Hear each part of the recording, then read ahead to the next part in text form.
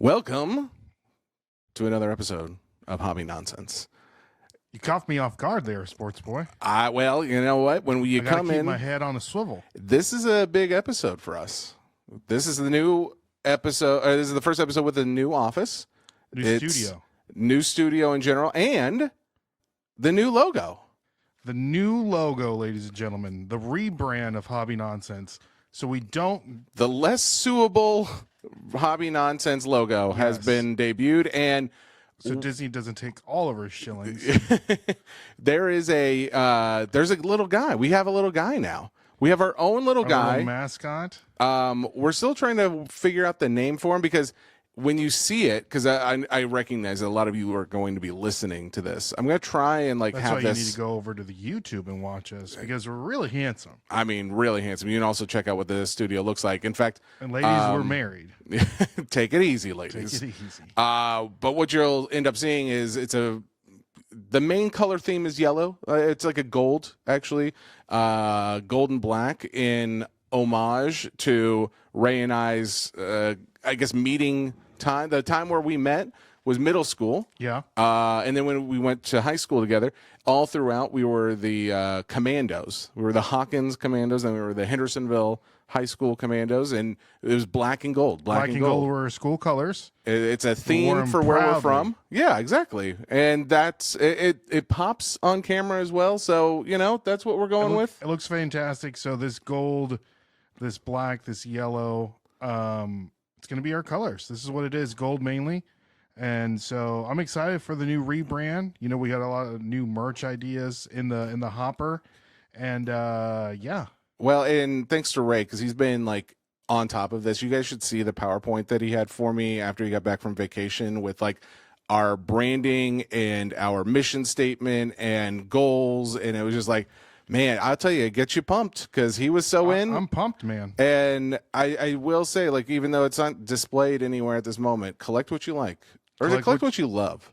Is it collect what you like? I think like is probably.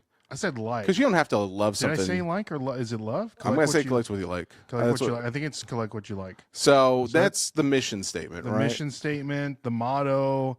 The motto, maybe not mission statement. Or catchphrase, if you like. Whatever it is, it's something we believe in full force, and we want it to be something resonated with our branding. We talk about a lot of weird and wacky stuff. A lot of it's card, but a lot of it's not card as well. We'll do Legos. We'll do Funko Pops. We'll do a little bit of everything throughout the time that we were running this company. And it will always be the heart of that. Collect what you like. Collect what you like. So, collect what you like. In this episode, we are not just going to talk about things that you can't see if you're just listening only, but we will be getting more involved with a little vintage conversation. Ryan Nolan.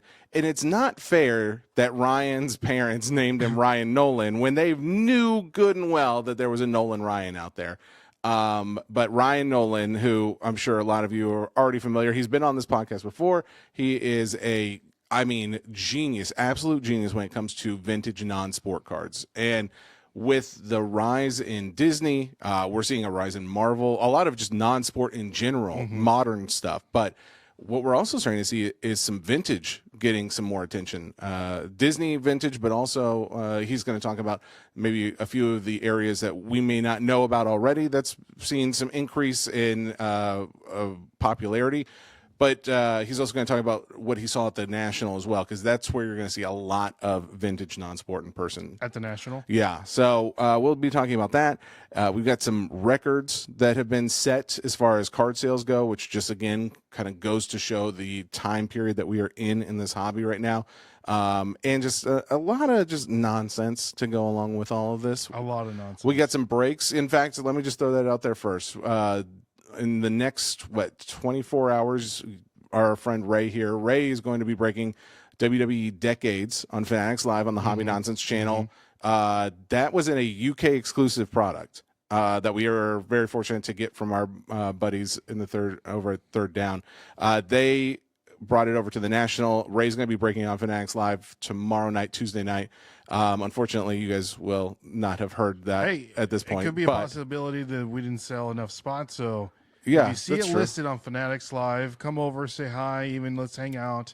I really like this product. Of course, we're breaking a case, 10 boxes in a case, an autograph per box, and we're talking about the 90s product is from WWE 1990 through the Attitude Era 1999 to the and it's awesome. It's got everything from Hulk Hogan autos, Terry Funk autos to Stone Cold Steve Austin, Stephanie McMahon, The Rock, Triple H. So a lot of the ones that are still popular Yeah. today, but obviously even But then more you so have like back then. Repo Man and Typhoon and Hurricane, like the weird 90s. Yeah. That's kind of fun. I am actually excited to see what those cards end up looking like. The other, and we'll talk more wrestling too as we get into WWE Universe as well. But on Wednesday, well, actually, when you're listening to this, I'm guessing this is going to be the release day for Star Wars Galaxy. I am live over on Fanatics Live. If you want to come and say, hey, I just listened to you say this, and now I'm listening to you talk about Galaxy, I'll be live all day breaking Galaxy, so that'll be a lot of fun. And yeah, that's kind of like, as far as like new product this week breaks go, that's what's going on. But there's other new products. I think I already mentioned WWE Universe. Mm-hmm. Did you happen to get any of the pre-sale? No, I didn't. I forgot all about it, to be honest. I had an eye doctor appointment, and then I went to lunch and it completely blanked. I have to set an alarm. If I don't, like, not even a calendar invite, I have to set an alarm on my phone to like look at my phone right then so I can go out there and get it. When I remembered, I went on there and there was only Megas and Blasters left, which if you want some Megas and Blasters for retail, that's fantastic. Yeah, but you're looking for the hobby. You're looking for the hobby. But the Megas, $49.99. The value box is $24.99, and the hobby box, which is a fantastic value. So if you're a wrestling collector, if you're a wrestling trading card collector, or just a wrestling fan in general, I think this might be the best bang for your buck. I loved opening Universe last year. This is the 2026 Universe. So for $149, that's what the hobby box costs, retail. It comes with 12 cards per pack, 10 packs per box, 2 guaranteed autos per box, and a relic card. Oh, dang. For $149. Yeah, that's an awesome deal then. Yeah. Okay, so wait. That is retail. That was retail. Yeah. Okay, so we'll have to see, I guess, when it comes out. Exactly. What everybody else is going to charge. But yeah. Obviously, WWE Universe was like a big one because of that. Like the price point was just right, and the fact that it was like loaded with a lot of stuff. The cards are sick. It's almost like a mashup between Cosmic and Chrome. It's kind of like a little like somewhere in between, like what the cards, like the design and everything looks like. Yeah. Okay. Well, and I'm actually messaging my rep or our rep right now just to ask like if we're getting WWE Universe allocation today as well. All right, so we'll be getting something. Yeah, I mean, for sure. I was more curious if we get that today. The other one was Marvel Vault and Marvel Mint. We talked about Vault last week. They've added some new pictures to the Topps website, so we have like a little bit better view of what we're looking at in that product. There's a checklist that's out. We didn't talk about it much when we first started discussing it. This is definitely, Marvel Vault is definitely geared more towards the Marvel Studios universe, which is someone who just saw Spider-Man Brand New Day and No spoilers. I'm not, but I've also been rewatching the Infinity Stone trilogy or saga. I think that's what they call it, the Infinity Stone saga. No, it's like it's like the first, I think, 23 movies or something. It's like from Iron Man all the way through, well, Endgame, and technically I think it's Far From Home, Spider-Man Far From Home, I think ends it. Is it okay? But yeah, I just finished.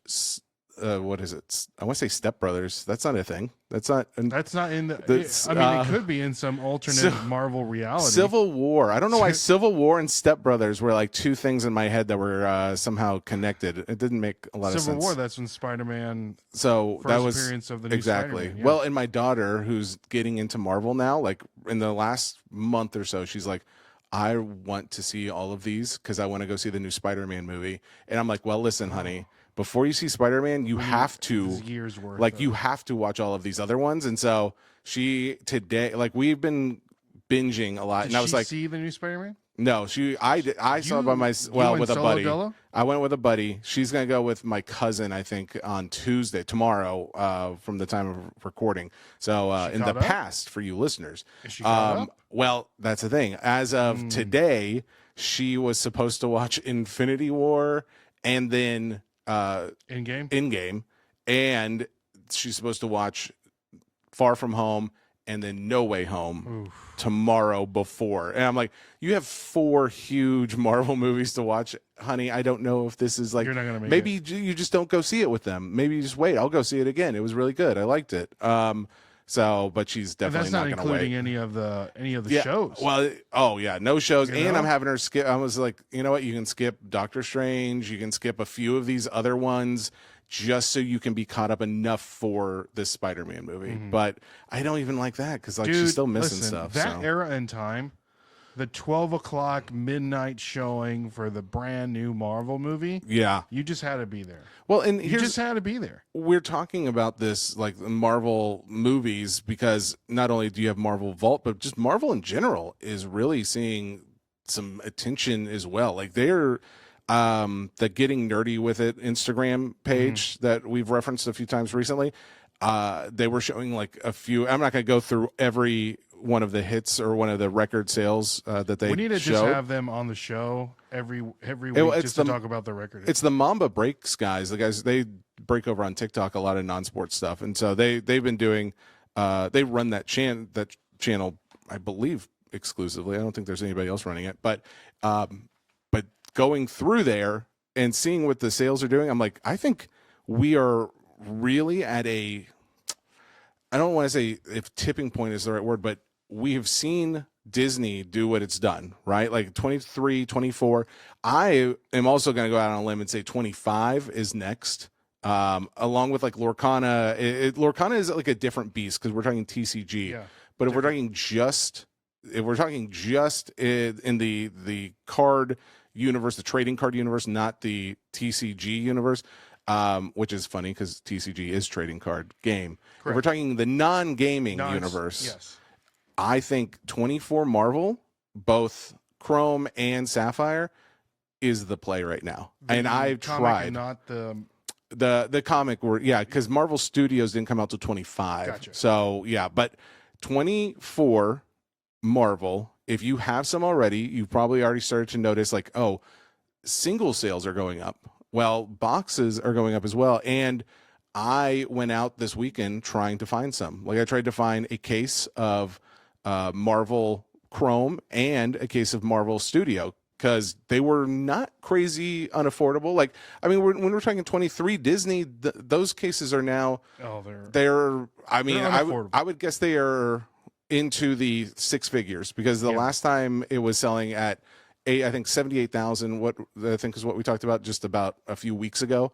And now box prices in some cases have exceeded 5 figures. So that means $10,000 plus for a box of that. And there's 12 boxes in a case. So yeah, you're looking at like 120 grand more than likely for a case of that. So when you're looking at 15, because that's what there was someone who had a case of 24 Marvel listed for I think they had it at $16,999 on eBay. So $17,000.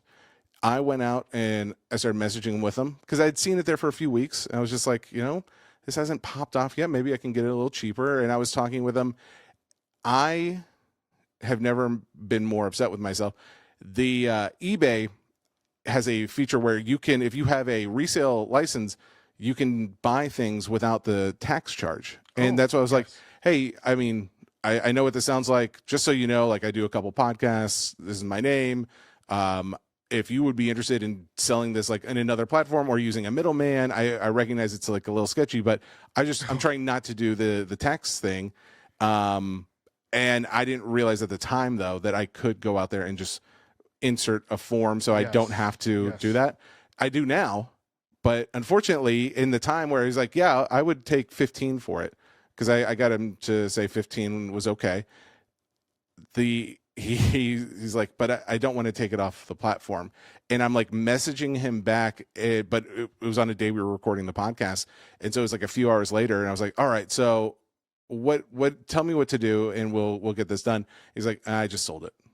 So, but he didn't sell it on the platform though, because it doesn't show sold on there. So he must have sold it somewhere else. So I'm Or like, he dang just it. told you that he sold it. So Or he took it down and you he's know, that's keeping like it. the number one rule when you're a eBay seller or a buyer Mhm. is that whenever someone messages you, do not ever go off I platform. know. I'm So- breaking the rules by doing it. I And recognize then that. you But can now, you can't even put a phone number or an email address in the chat.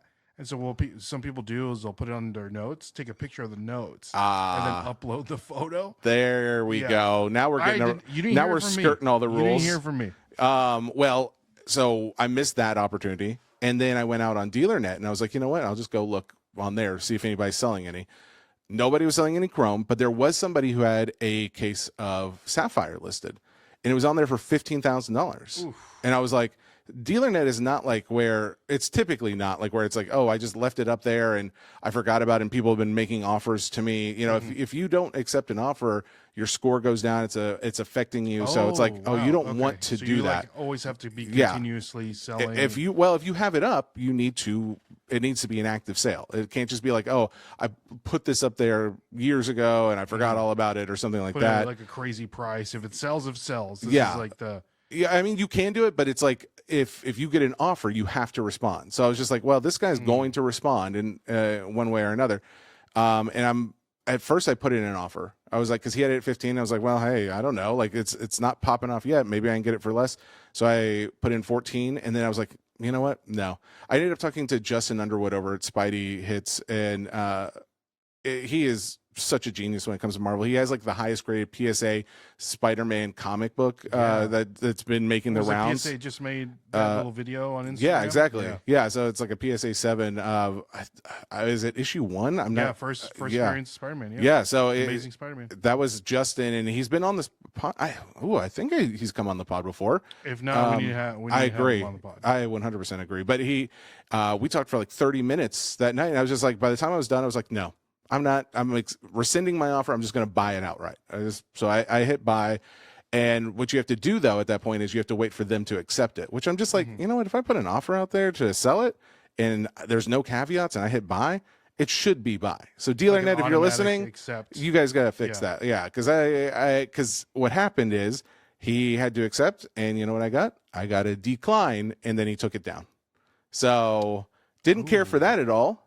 Didn't care for that one bit, because it's like, it makes me wonder if he just put it up there to gauge interest, or if he forgot it was up there or whatever. But it's like, if you're putting it up and someone goes out to buy, I should. So anyway, I'm just butthurt because I didn't get it. I wanted it. You know, I've been kind of, and maybe we can talk about this after Nolan comes on. But Ryan comes on. Yeah, Ryan comes on. Yeah, Ryan Nolan. Yeah. I like to call him by his last name. Yep, me too. But you know, just I feel like, you know, because social media is so big now, I wonder if people are making like fake videos and fake offers and stuff like that to be able to like I do have like okay, this guy offered me this much. Yeah. It's like, I need this or more. Yeah, I think so. Well, and so to circle back around, all of this goes back to, you know, that I said getting nerdy in it. The Instagram page was showing some of the sales. 2026 Venom 1 of 1. So like this year's Venom, which granted it was a really good product, just sold for $31,000. The Superfractor. That's crazy. Raw, you know. And that's Spider-Man's like the facsimile auto. It's just the 1 of 1. Yeah, just the 1 of 1. Now listen to this: a gold refractor Spider-Man from 24, just sold August 5th, out of 50. So gold is out of 50. Just sold as a PSA 10 for $25,000. Out of 50? Out of 50. So if you have like an out of 10 or out of 5, right? Definitely if you have a 1 of 1, like you're well into the 6 figures. Yeah. But I mean, it's not that insane considering is like what some of these have sold for in the past. Out of 2025? But an out of 50 selling for, this is 2024. So this is the year that it's like the rookie year, the first year that Topps started doing this. Now, Upper Deck, granted, has had product for a long time. And Justin and I were talking about this. It's like, I think it's like a gradability. Like some of those were not as gradable as 24 was, because you know it came from the Italian factory, which they're just known for making better product. And so was this year's 26 was made in Italy as well. And it's also, it has to do with artwork and things like that, like what's more popular. And 24 was just, it was great. granted, I think this year's artwork may be even better than 24, at least in some cases.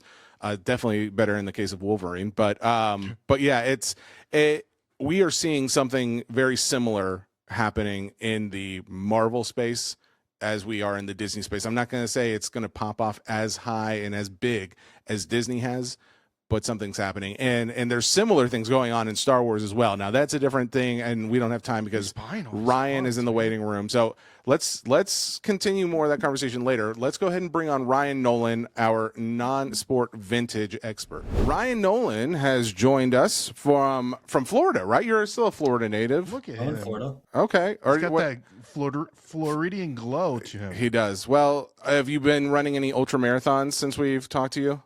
Yeah, I did a 75 miler in northern Florida. That was it was a tough one. Florida Death Race. I gotta assume that like the community of racers it's not that large that do like ultra marathons, right? I think it's a pretty large community, actually. Really? Surprising. Wow. Dang, I was gonna ask if you knew a guy named Jonathan French, but now I'm guessing you probably don't. He does a lot of. It's my cousin-in-law, so yeah. I just found out when they got married, I was like, so what do you do for fun? He's like, oh, I run like 100 miles. Maybe we'll talk about a little bit, but some of the best pre-war sports cards are some of the running cards in the 1800s. Actually, one of the first sets. There is a runner called Frank Hart, African-American runner, one of the first African-American cards that they ever produced in the 1880s.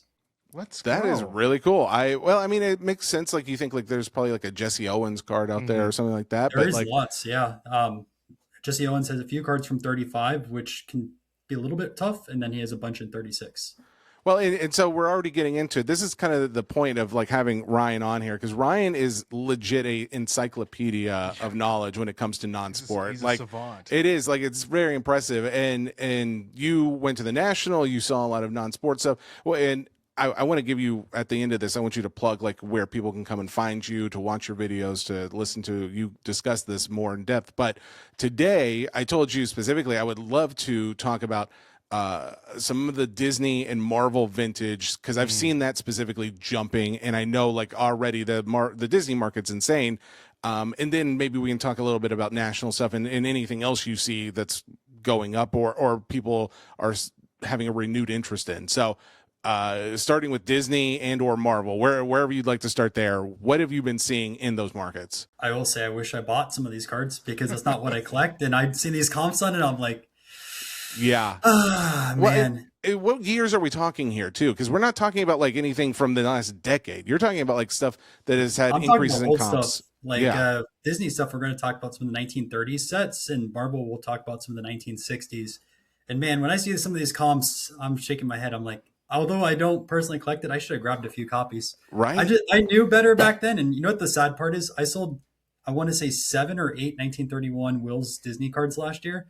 I look at the comps now, I'm like, dude. You know, the sad thing is my dad collects non-sports cards too. He said, you should have kept the 31 Wills. I told him, nah, they made a lot of them. And now I look at the comps. We'll talk about the comps in a second. He's like, I told you so.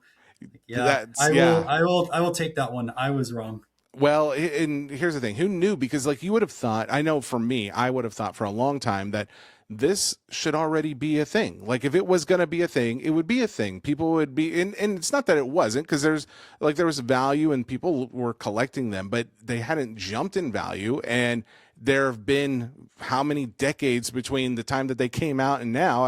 I guess it's pretty easy math, 9 decades since they've come out. And it's like, why haven't they jumped until now? And it's funny how it feels like the ultra modern has given way to the increase in demand for the vintage of this set. It definitely has. And you know, there's some of the vintage collectors that always despise ultra modern. Oh, I hate ultra modern. This is a great thing. I think it's awesome that Topps and other companies, Upper Deck as well, are making non-sports cards, because if you don't have the new side of the market, those collectors are never going to trickle to the older cards. Yeah.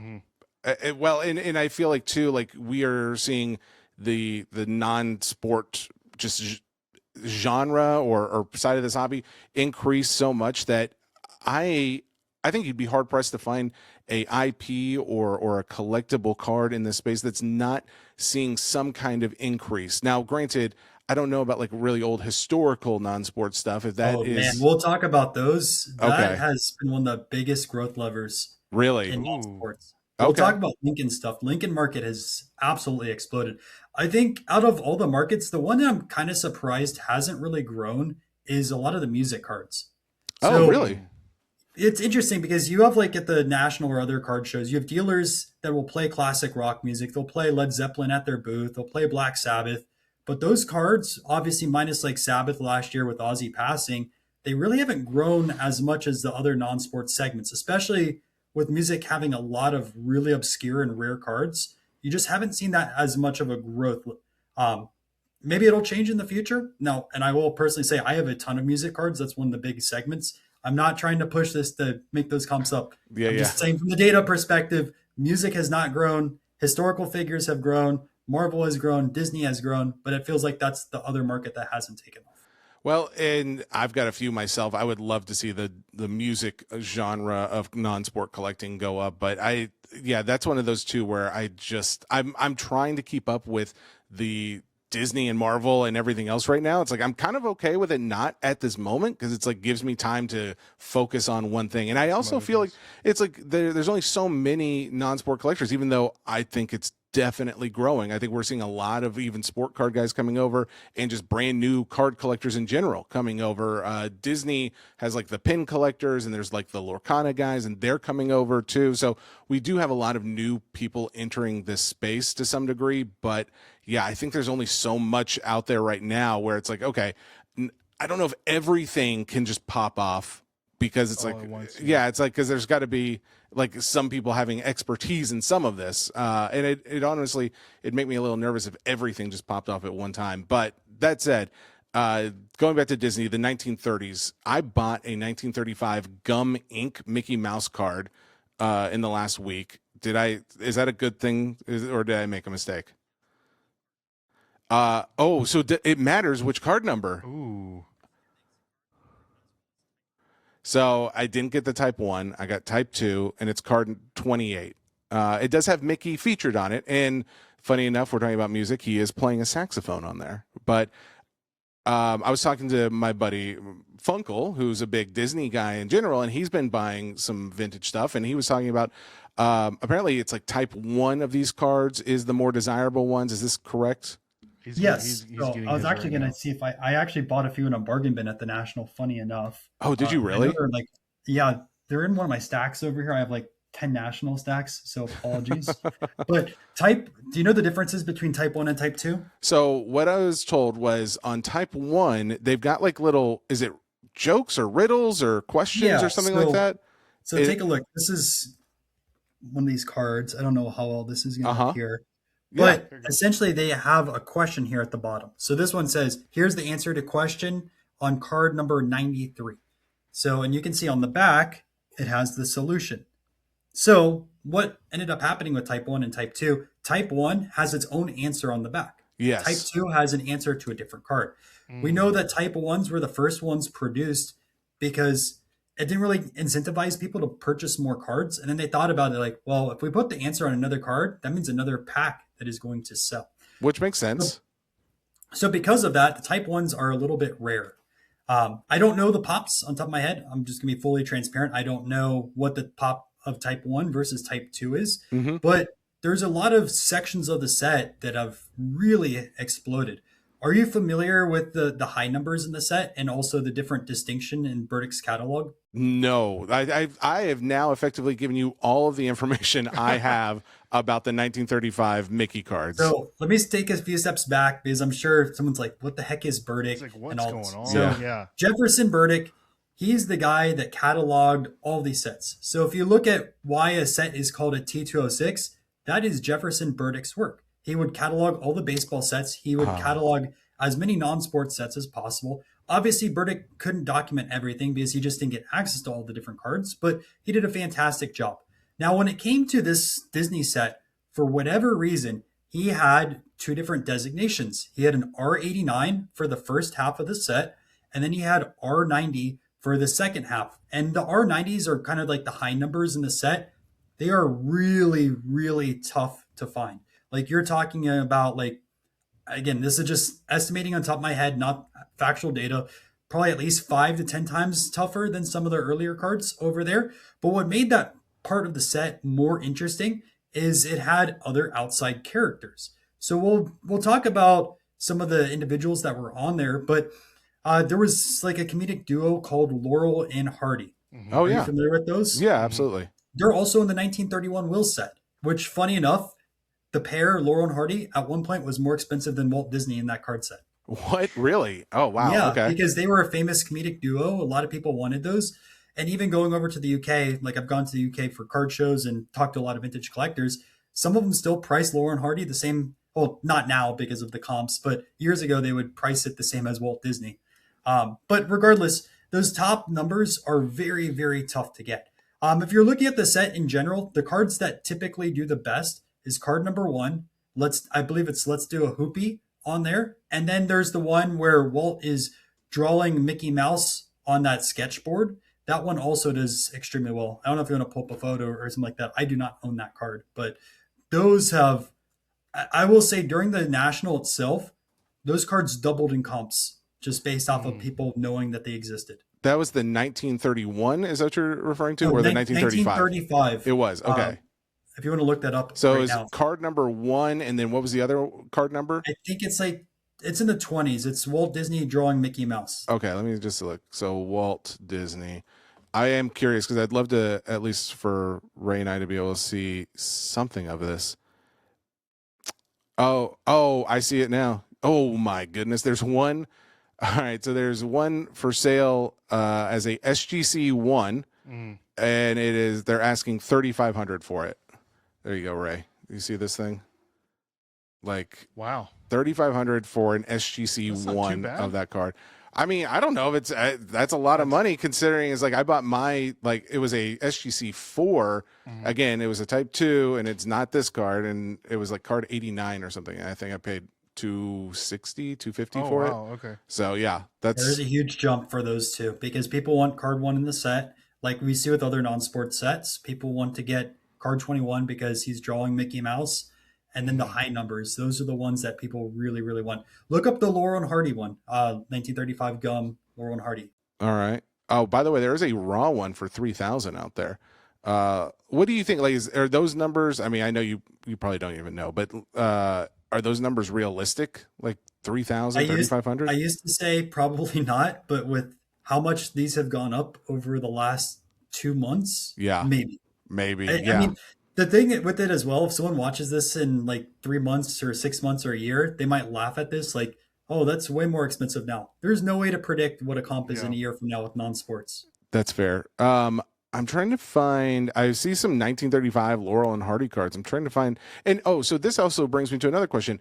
I've seen some of these 1935 Disney cards listed as O-Pee-Chee, and I've seen them listed as gum.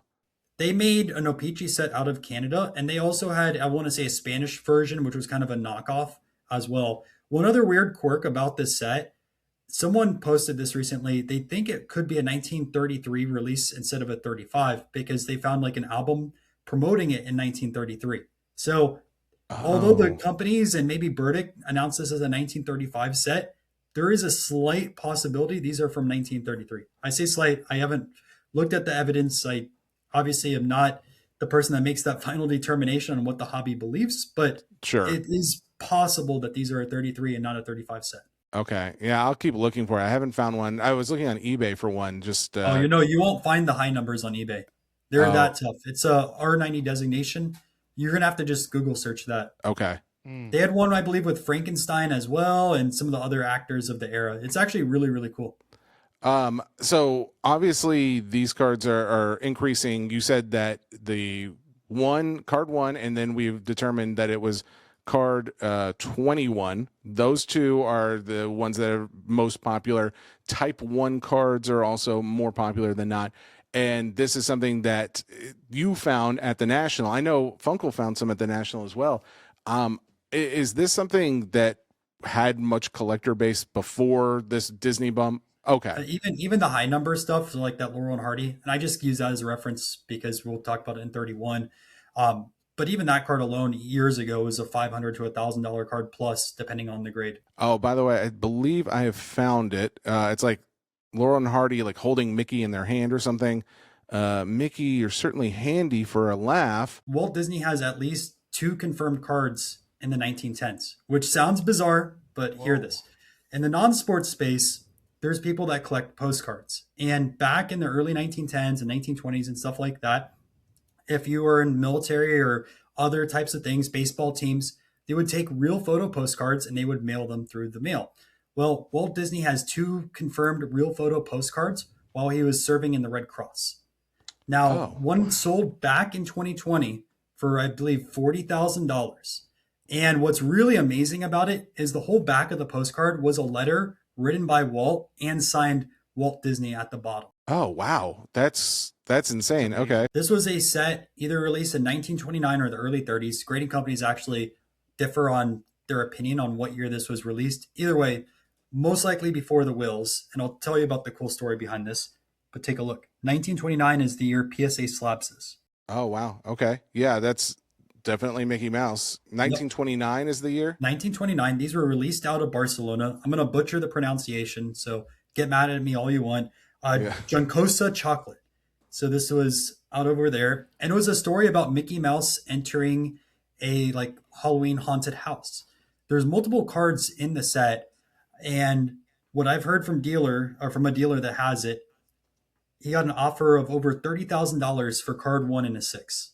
Oh, wow. Card 1 of 6. Oh, no, card 1 in a PSA 6.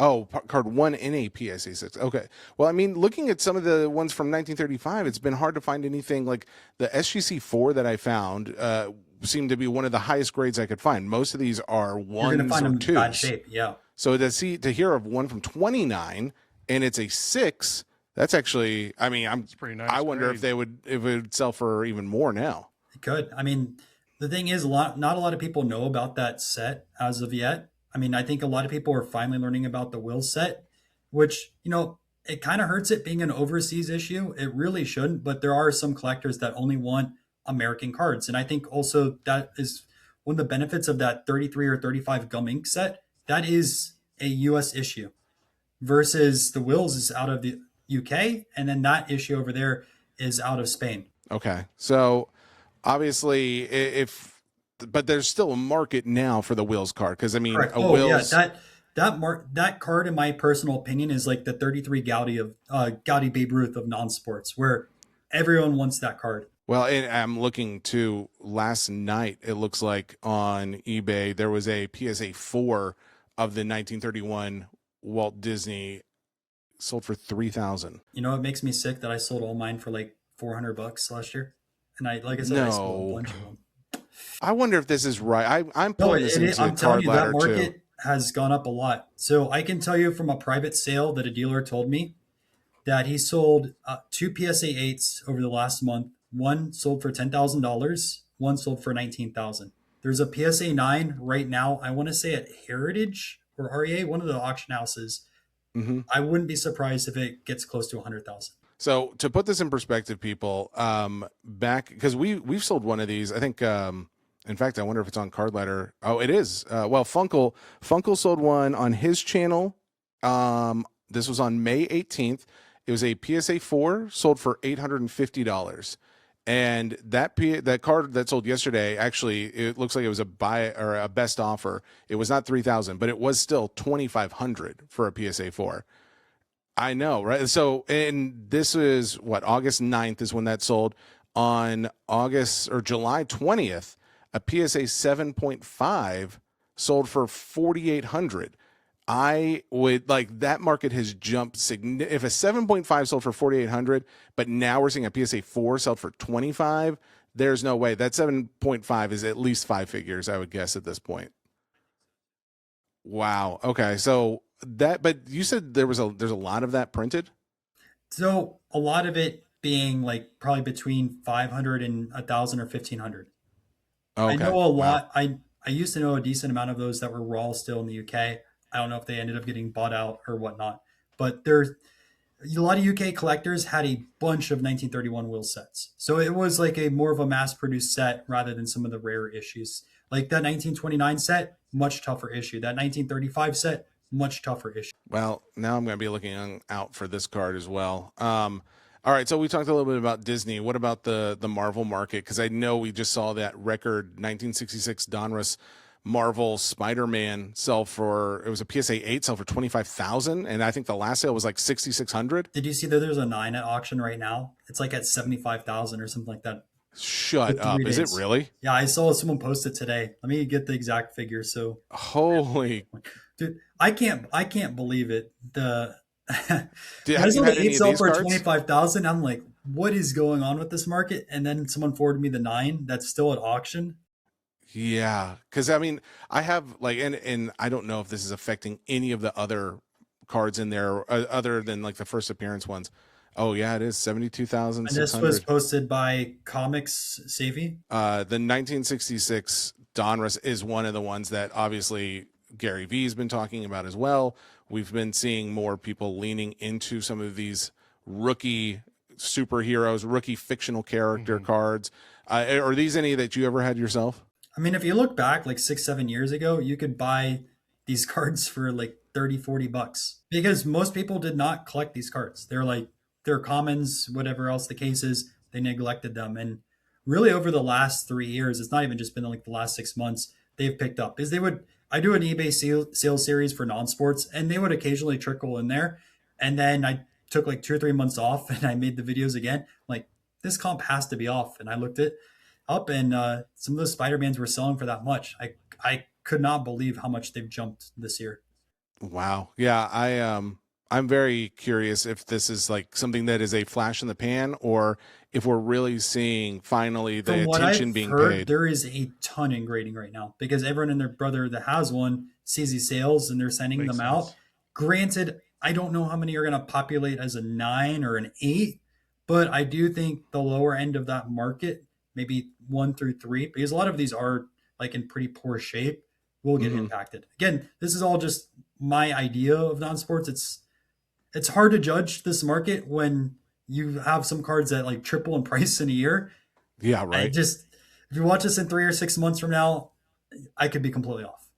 Okay. Well, at least like now we are bringing attention to it. Is that like the go-to, the 1966 Donruss if you're looking at Marvel for For a lot of vintage people, cards? that's one of the go-to sets. They Okay. love that. And then all the characters in there have multiple cards though, which make it interesting. So I want to say there's like 12 in a row of each character or 8 in a row of each character, and then it goes to the next character. So people try to get the first card in that specific sequence. Because the set Sure. I want to say is what, 66 cards, somewhere around there? I mean, if it's not, it should be, given the fact that it's 1966. That'd They're be like fun. 55 or 66 cards. I can't remember exactly. Um, Let's see. All 66 cards. There we go.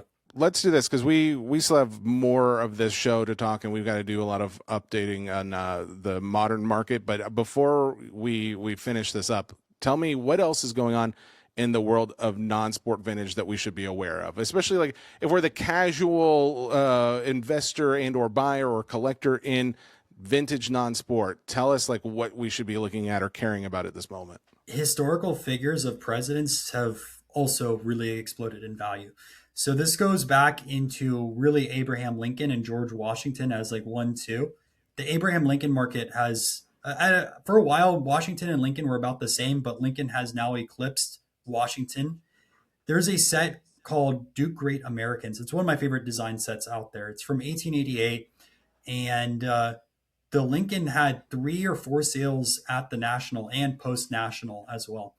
Oh wow. This card a few years ago, like I have a PSA 4. I paid $980 for it. I want to say 3 years ago, 4 years ago. A 4 was traded on the floor for $14,000 in mantle cards. A 2 sold this week for $5,000. What? Are you serious? The Lincoln market is going insane. The other part of it, are you familiar with CDVs? CDVs? I don't think so. So they look like this. And I'll just put a picture over here. Oh, So it's okay. essentially like these are from the 1860s or 1870s, depends like on the image. And they're essentially photographs attached to cardboard. Now, the Lincoln CDV market for famous photographers has also gone nuclear. I wish I bought some of the rare ones way back. I didn't because I didn't want to pony up the money for it. But there's a famous photographer called Matthew Brady. He essentially helped Lincoln launch his career with his top hat and did a lot of the famous photo that you see on currency. Matthew Brady CDVs of Abraham Lincoln are now selling for $10,000 plus. Jeez. And how many of that? I mean, there can't be many of them out There's there, not a right? ton for Brady, but Yeah. Lincoln was like the most printed subject for CDVs. Not all Lincoln CDVs are 10,000. Just to mention, all the backs of CDVs will either be blank or they'll have whoever printed it or took the photo. So you can see over here, like that is Oh, the okay. studio that did that.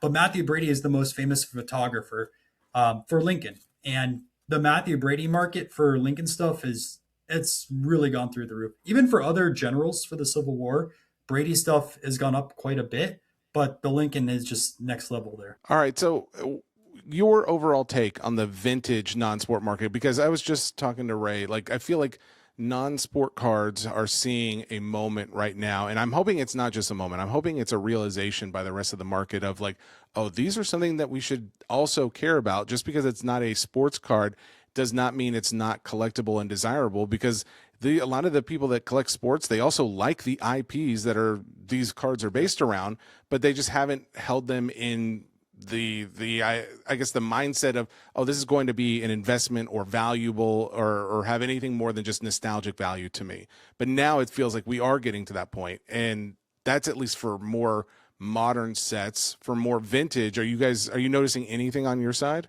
It seems like a lot more vintage baseball card collectors are kind of gravitating over a little bit to non-sports. I think Lincoln is a little bit of that bridge for especially people that collect 1800s or really early 1900s cards that are rare. They get exposed to it and then now they want that card in their collection. The N76 set being kind of an iconic set and something that people really like the design of is, I think, partly the reason why these are getting a bit expensive.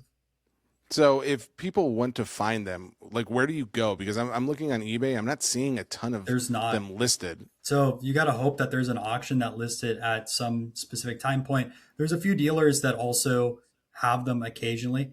And also, just random question, we can cut this out or not. Can I plug my auction house that I'm building out or no? Of course. Yeah, Oh, yeah. dude. And Yeah. then also later this year, I'm actually launching an auction house focused around niche cards. So we're going to try our cool. best to get some of these in consignment and sell them, but it is global card auctions, really focus on non-sports cards, CDVs, cabinets, rare foreign issues. The stuff that you're not going to see really at the other auction houses or stuff that you're not going to find on eBay that often.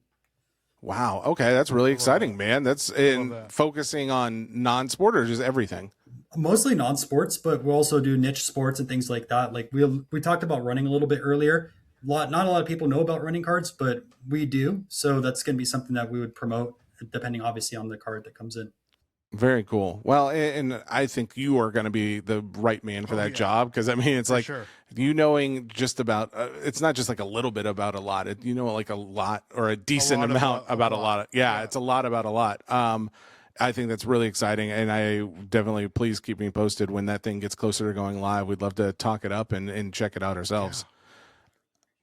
This has been a lot to take in, but from what I have gathered is I'm going to be looking at some of these 1888 in 76 president cards, specifically Lincoln, but also good to know about the earlier Disney cards, because I think that is really, with Disney doing what it's doing, I think there's a lot more people looking into it, and I think a lot of people are listening to this pod today, finding out about it, and I'm glad that we've been pointed in the right direction. So Type 1, 1935, those are the bigger, more popular ones at this moment, but there's also, of course, the 1931 Wills, and then the 1929.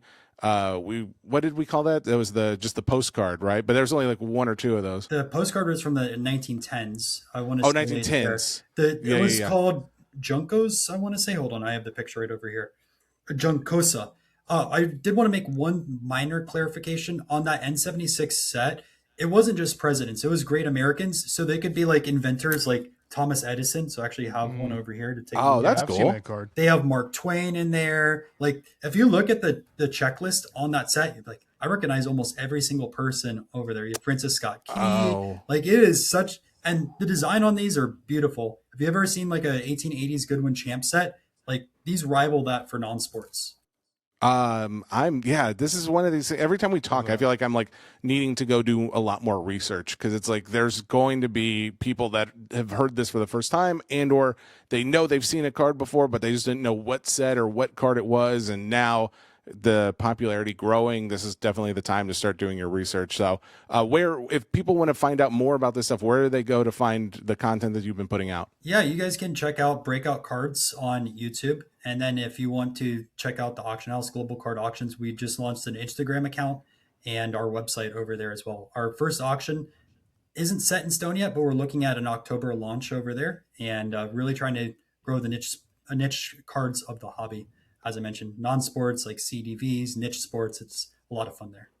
Awesome. Well, thank you very much, Ryan. We really do appreciate the information and just the time you took to come over here and talk about it with us. So until next time, we wish you all the best, man. Absolutely. No, thank you very much for having me on. It's always a blast because I never know what direction we're going to go talking about. And it's always like, oh, yeah, I love it. And then we just nerd out on this stuff. Well, I want to do more too. So if you have more fun topics that you think of, just hit me up and maybe we can have you back on soon. Let's do it. So there you go. That was Ryan Nolan. Breakout Cards. Go check him out. Wealth of information. So it's like drinking from a fire hose. Yeah, man. Yeah, he's got it. Time. But it's like there's a lot. If you like take it in piece by piece, and that's why I tried to like segment it out of like, all right, let's talk Disney, let's talk Marvel, then let's go from there. And that's where it's like, okay, I think I can grab hold of some of these pieces more digestibly. All right. I did want to throw out Haystack real quick just because they are a supporter of the show, but it's also just one of the best tools if you haven't used it as of yet. I keep hearing they are integrating into more and more platforms. The fact that they are going to be, they've already integrated with eBay. So that's obviously what we've talked about a lot, where you scan the photos and you can just easily send them over to your eBay account and list them. But they are going to be integrating into some other platforms so that they can also have pricing data to go along with that. Some of that, I think they've maybe worked with market movers at this point, but I believe from what I'm being told is they're working with some other companies out there as well that provide pricing data. So TBD on that, but if you guys are interested in getting one, they were selling them at the show, the National, where it's like just Joe Schmo can go and get one, so it's not like a waiting list anymore. If you're interested, go check out the Haystack website. I believe it's haystack.tech. That's where you can go and find yourself one. And eBay Live. Some people have been asking, like, when's the next show on eBay Live? When is the next show on eBay Live? Exactly. That's what happens. People keep saying that. So the next show on eBay Live is going to be Sunday the 30th. So Sunday the 30th of August. Yeah. August, Sunday the 30th will be the next show. It's still a couple weeks out, but it will be the first in a line of shows, and that's going to take us through September. So at the end of September, Funko's coming back out. There's another non-sport card show, the PokeFest show that happens here in Nashville. The three of us are going back out there, Ray, myself, and Funko. And we're going back, baby. And that Sunday, that's when the kind of like the end of those auctions will come. He will have some more Disney stuff out there, some Disney 100, which is insane to me. Thinking back about like some of the Disney cards that we sold in those auctions for the prices that we sold them at. Do you have some prices? I can. Yeah, I was literally just thinking. I'm really curious about. You want to know what we sold them for? Yeah, I guess I can. Because pinks are going. I mean, we've known like pinks are going crazy, and like you said, what was it last week? We were talking about how the whole set of pinks just got sold on eBay. Oh yeah, 121,000. Yeah, and I was doing some research because I'm looking to get into it, but I want to make sure that I'm playing my money right. There's currently one listed for 185,000 complete pink set. Oh, a complete set. Complete set, and that's PSA Magazine just did if you subscribe to the PSA Magazine, the non-sports one, there's a whole article written about Pretty in Pink article written about the Disney 100 pink out of 2023 Disney. Yeah. Okay. What is the parallel? What's the number? It's $399. $399. Yeah. Out of $399. Is it the highest parallel on Disney 100? It is. Yes. And it's an interesting set too, because it's not like it's $399, $299. They've got a 100. Okay. So all the other Disney sets have had a 101. That's like the black and white speckle one, but That year it was this diamond parallel, and then they've got like an out of 28, and they've got an out of 23. 28 was, I think it was like the year Disney got started, and then 23, or was it 23 is the year, and 28's, they both reference Disney in one way. I can't remember. I think it might be 20 because like the whole D23 conference. Exactly. So that's one of the reasons why there's like an out of 23, and then the out of 28 has also something to do with, maybe it's like when Mickey came on board, or maybe something to do with Walt. I cannot remember, but that's it. Like I said, it's a little bit different on the parallels for that one. And granted, there's some other ones in there. There's some out of 50 golds and out of 25 oranges and things like that. So while we've been talking, I was pulling up our eBay lives from earlier this year with Funkel's stuff. So, oh my God. Funkel, if you're listening, turn it off. Don't listen anymore. I cannot believe, I need to find what this card is selling for. So this is a 2023 Topps Disney 100 Mickey Refractor, PSA 10. Ooh. So just to put this in perspective, this card is selling for, at this moment, let's see. That's the pink. What's just all right. A refractor just sold yesterday, or the day before, August 8th, sold for $8,500. And PSA 10 Mickey out of Disney 100 refractor. Yep. We sold it on May 24th, $800. That's a 10x in the last not even 3 months. That's insane, bro. Here's the thing. There's Mickey's out of $299, like numbered Mickey's. It was a PSA 9 on the 24th, sold for $600. Just to, again, put this in perspective, out of, what do we say? Out of $299. Let's see. Out of $299, just sold for, oh, actually, I don't know if there have been any recent sales of Mickey Mouse Topps Disney. Oh, here, let me update some naming on here so I can find it. Mickey Mouse. Maybe it's just nobody's selling it. Would make sense, but man, that's so crazy. I mean, we've been talking about it. Funkel and Sports Boys been screaming it from the rooftops, and we're currently continue to scream from the rooftops and how important this set is. And down the road, we just never know what it's going to be. Do you think that it's going to continue to grow, or do you think we're in this weird Disney bubble? No, so I think we are at a time frame where there's a lot of people entering the market. I think it's a lot of people entering the non-sport market, and I think there's entering the market in general. I was talking to Funkel about this, and I was talking to some other guys at a Disney dinner we had at the National, and it is a D&D? A D&D, a different D&D, a DDD. DDD. Yes, different D&D. Do you have a group chat? Do you call it Disney Dinner Dudes?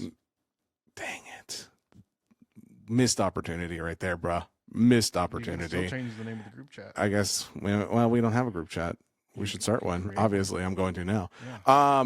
The Disney Dinner Dudes having the DDD, we talked a lot about like how people from other countries are coming into this, how there's, and that's the thing about 23. It was hot in the UK, and it was gaining some popularity. There were people here who knew, if you knew, you knew, and those are the ones who are holding on to stuff from like the early days. There's very few of them, but there were some. But a lot of the cards that you're still finding are coming from overseas. And that's where you're finding more people coming into the hobby as well. Like there's people in China, there's people in Germany, UK, a lot of like, I'm finding Disney 100 being sold in Italy and Spain on like the eBay sites, like when I'm going out and looking for some of this. But now it's getting to the point where it's like, from a lot of collectors, they've been priced out. They're priced out of Disney 100 unless they just stumble upon some magical deal. Yeah. Now they're going to 24, but 24 Chrome boxes are selling for $2,500 and up.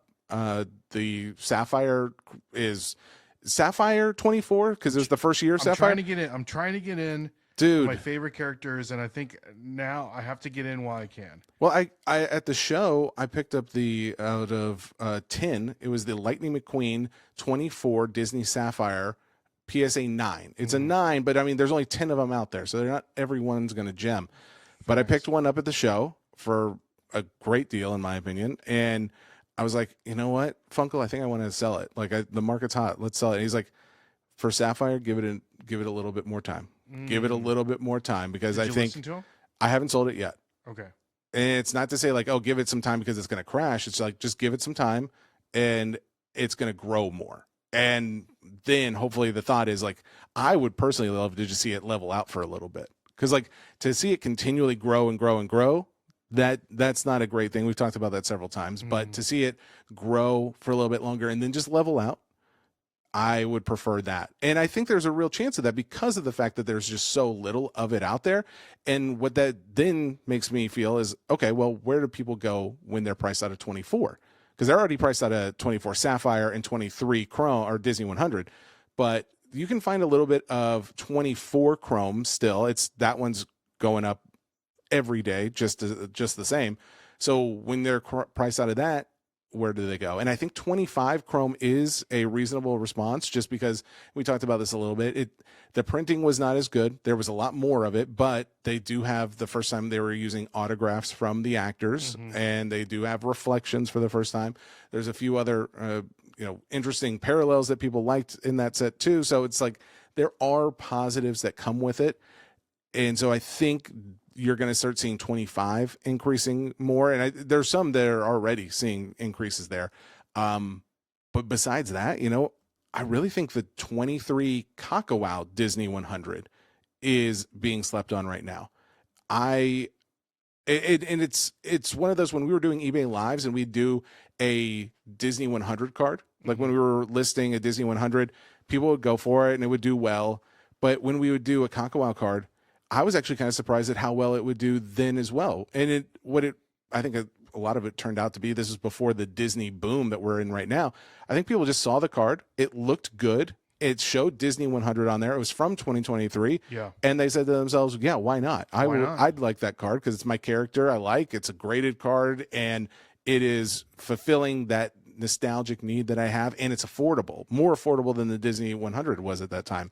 And now you're finding like, well, I want the 23 Disney 100, and I think Kakao may be the option for a lot of people when they're priced out of all this other stuff. Kakao is the Asian company? Yes. Yeah. I believe out of China. Yeah, I believe out of China. They've been set up at a number of the card shows, like at the Nationals the last few years, and they've been putting out other sets of the ones that are coming out with the Harry Potter TCG, and they've got like licensing for another number of other things. And I was told they got the licensing back for more Disney cards as well, because there was like a thing that I think Fanatics was trying to make sure they got the Disney licensing worldwide. Yeah, but from what I'm being told is they did not win that lawsuit or whatever the ruling was. And now Kakao is going to be making some more Disney cards. So it's like, well, knowing what the Disney market's doing in China right now, and the fact that you've got this home base company making more Disney cards, and they do make a quality card. I will say, I don't love like as someone who speaks English, I don't love that there's like a bunch of Chinese characters on there that I don't understand. However, like with Pokemon cards, Japanese, of course. Exactly. And then now there's Chinese cards. If the card looks great, it looks great. And that's the thing. I think that's what it comes down to for a lot of collectors. It's like, oh, well, but I like the art. And they've got cool designs. They've got fun ideas. And a lot of it's original art. And that's one thing that I think Topps could do more of, is do more original art. And I was thinking about that a lot too, switching gears just a little bit when it comes to Pokemon comparisons, because Pokemon is the strongest card market out there. Even now, we're seeing like maybe a little bit of a, I don't want to say like it's not a downturn, but it's a correction and or just maybe just a cooling off period. And it doesn't stop it though from still being the hottest card market as far as like the most people in it, the most people actively buying and selling cards. And what is some of the things that they enjoy about it? I think a lot of it comes down to some of that original art. And that's why I think Lorcana has so much room to grow, because they've used Disney characters in original ways, and they combine them in different settings where they'd never be in a movie or TV show most of the time. And so that's a really cool idea, and it's something that obviously Pokemon's been doing for a while. I think that Disney Topps could do a lot more of that. I think like the Topps entertainment side could, and maybe it's a licensing thing, I don't know for sure. Well, they did the new insert, that Japanese insert that they did Oh, this year. yes. Yeah. I mean, that's original artwork, right? Yes. And there are, it's not to say that they've never done it, but it's like you look at a SIR, a Pokemon SIR, or just an illustration rare in general, and it's like these full art depictions of a Pokemon in maybe a beautiful setting, or battling with another Pokemon, or just some silly whimsical look. And it's like, you know what? Maybe that battling scene was not my go-to favorite card, but the next set that came out a few months later, they had him in Pikachu, leaning up against a tree, and oh man, nature, it looks so precious. And it's like, the fact is, I can get the character that I love in the setting that I love somewhere. And with Topps Chrome or just Disney cards in general from Topps, it's like, well, they're cool, they're numbered, but a lot of times it's like, well, the artwork is, maybe it's a little different, maybe it's a variation of, this is like early 90s Mickey Mouse versus the modern day more CGI looking Mickey Mouse, and that's interesting. That's okay, it differentiates at least. But I look at some of the Marvel cards and I'm like, well, some of these poses are very similar to last year, or it's the same kind of artwork, and I just wonder, well, if they were in a different setting, if they were like the scene, if it was much more focused on that single character, but doing something, looking different aspects of it. And I think that's where it's also very difficult, though, because obviously Pokemon owns Pokemon. They can do what they want. It's true. Topps does not own Marvel. They don't own Disney. But if there's a way to work it into the licensing where it's like, hey, we can get approval, but that approval just adds more time and more delays in getting any product out. So I do understand that as well. And that's probably why this new Marvel set that's supposed to be coming out at the end of the year, I'm blanking on the name of it at this moment, but it's a Marvel set that basically incorporates all original art. That's why I think that's taken so long to get out to begin with, is just because they've had to jump through a lot of hoops to get that approved. To make sure the characters aren't. Yeah, it's like they're not doing something that the original creators or the people that own Marvel are gonna say, no, we don't approve of that.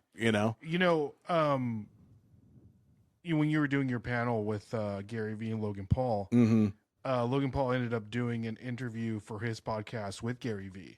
I saw that. Yeah. And then did you they asked him about his him not being in Gary Vee's product, because Gary had asked him to be one of the really creators in the content Condor. Yeah. And he said no, because Jake Paul is like his brother. Exactly. And he brought that up too. Yeah. And he said no because he's really particular about his image and likeness being on a card, because he's so like into it and he wants to be done right. So that's why he said that he hasn't been able to give the go ahead for the Topps to do any of his wrestling cards, because he's very particular about his name, image, and likeness. Yeah. And his poses and everything, because he's so into cards, he just wants to be done super right. All right, Logan, if you're listening, I'm looking at the camera. Do I look at this camera over here? Logan, just zoom in on me. Get over it. All right, you look great. You're young. You're fit. You got blonde hair. People like that. Let us put you on a card. People want to collect the card. You're fine. Okay, if it was me, it's like I'm sure I'd have like, oh wow, that fold should not be there, and oh, that is a bulbous button. I don't want to be showing everybody. It's like, okay, let's cut all the drama with some of that. That's just a personal opinion, but Logan, if you're listening, take that and listen and do it. Thank you. Let's get your rookie card, Logan. Let's get that rookie card. Rip the Band-Aid off. By the way, record One Piece sale. I don't know if you saw this. I got a post. No, I haven't seen it. So I believe it came out today is where I saw this. Yeah, it came out this morning. Collectible Guru posted about this. It's the 2024 One Piece Chinese Year One World Championship first place Monkey D. Luffy trophy card.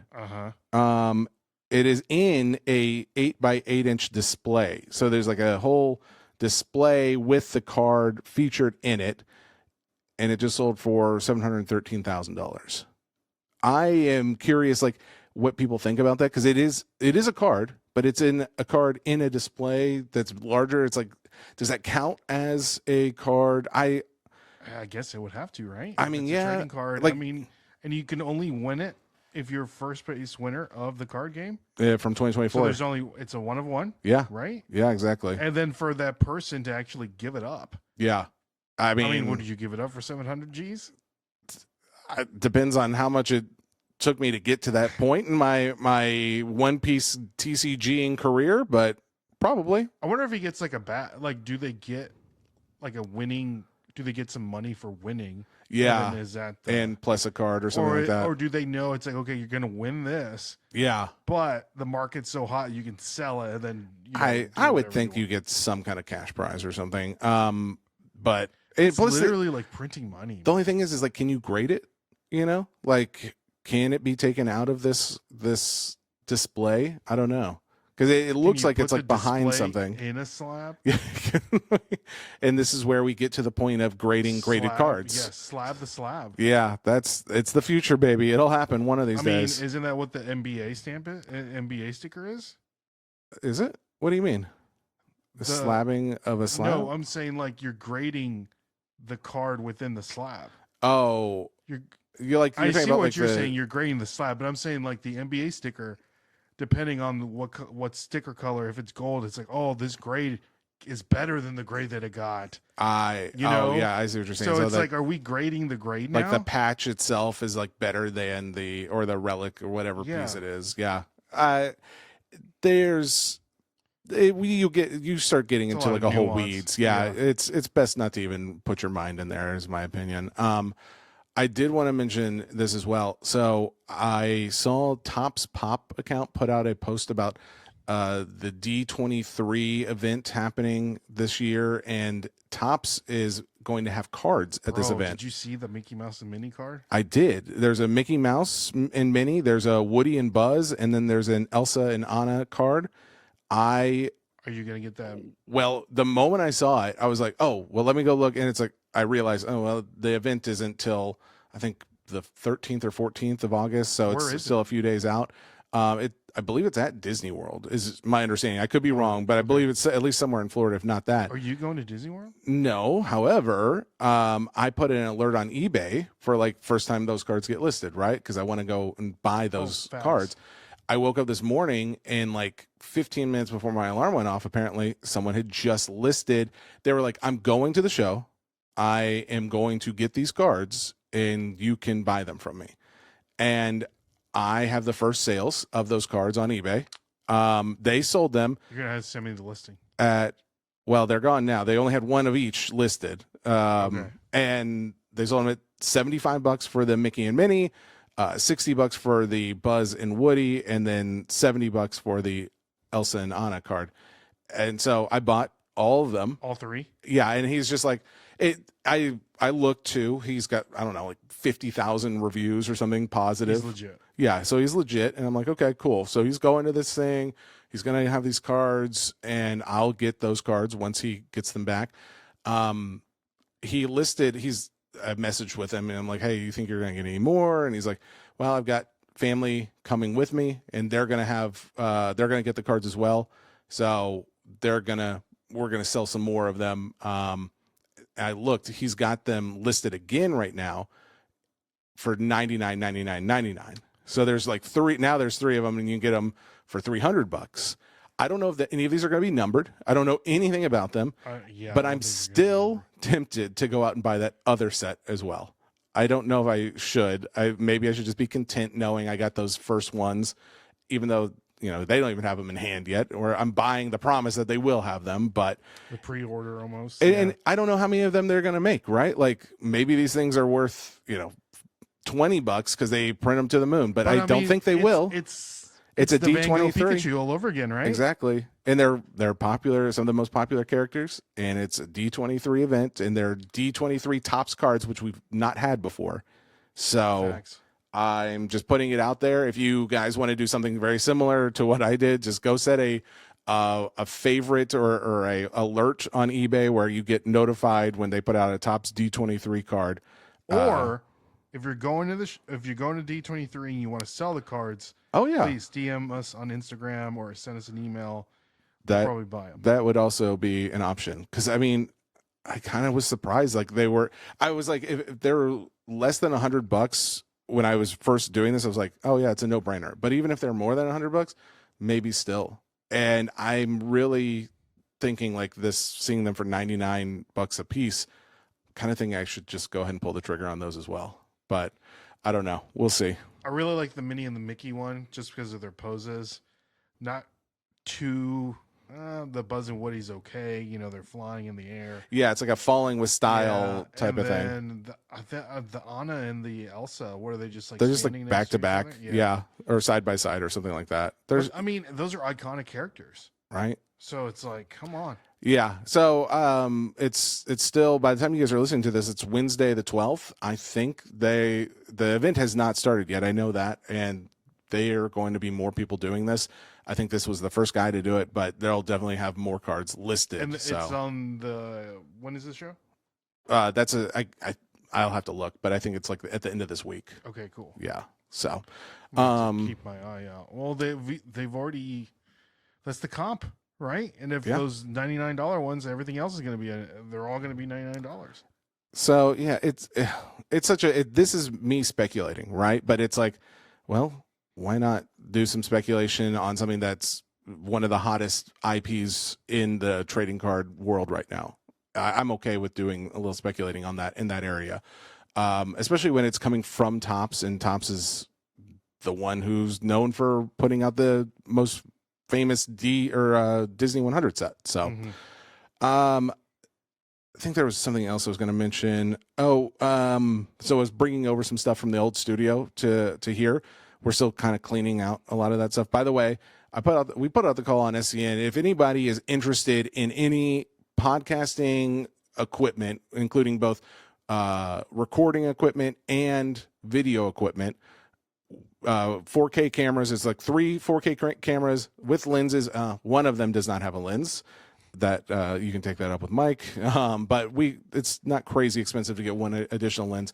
But if you guys are interested in that, plus the audio recording equipment, let us know, because we're looking to move it, and we're trying to make a deal on it for you. So, but when I was over there, I was grabbing some of the stuff off the shelves, and I realized how long it's been since I actually just looked at any of the stuff on those shelves. You're reminiscing? Yeah, I was. And what I found interesting was some of the stuff that I've just left up on these shelves is like, dang, I should be checking some values on this. Like, so 1966 Batman, there's up on the top of the shelf, there's like one card in there that's 66. And then a lot of the other ones are Batman Returns.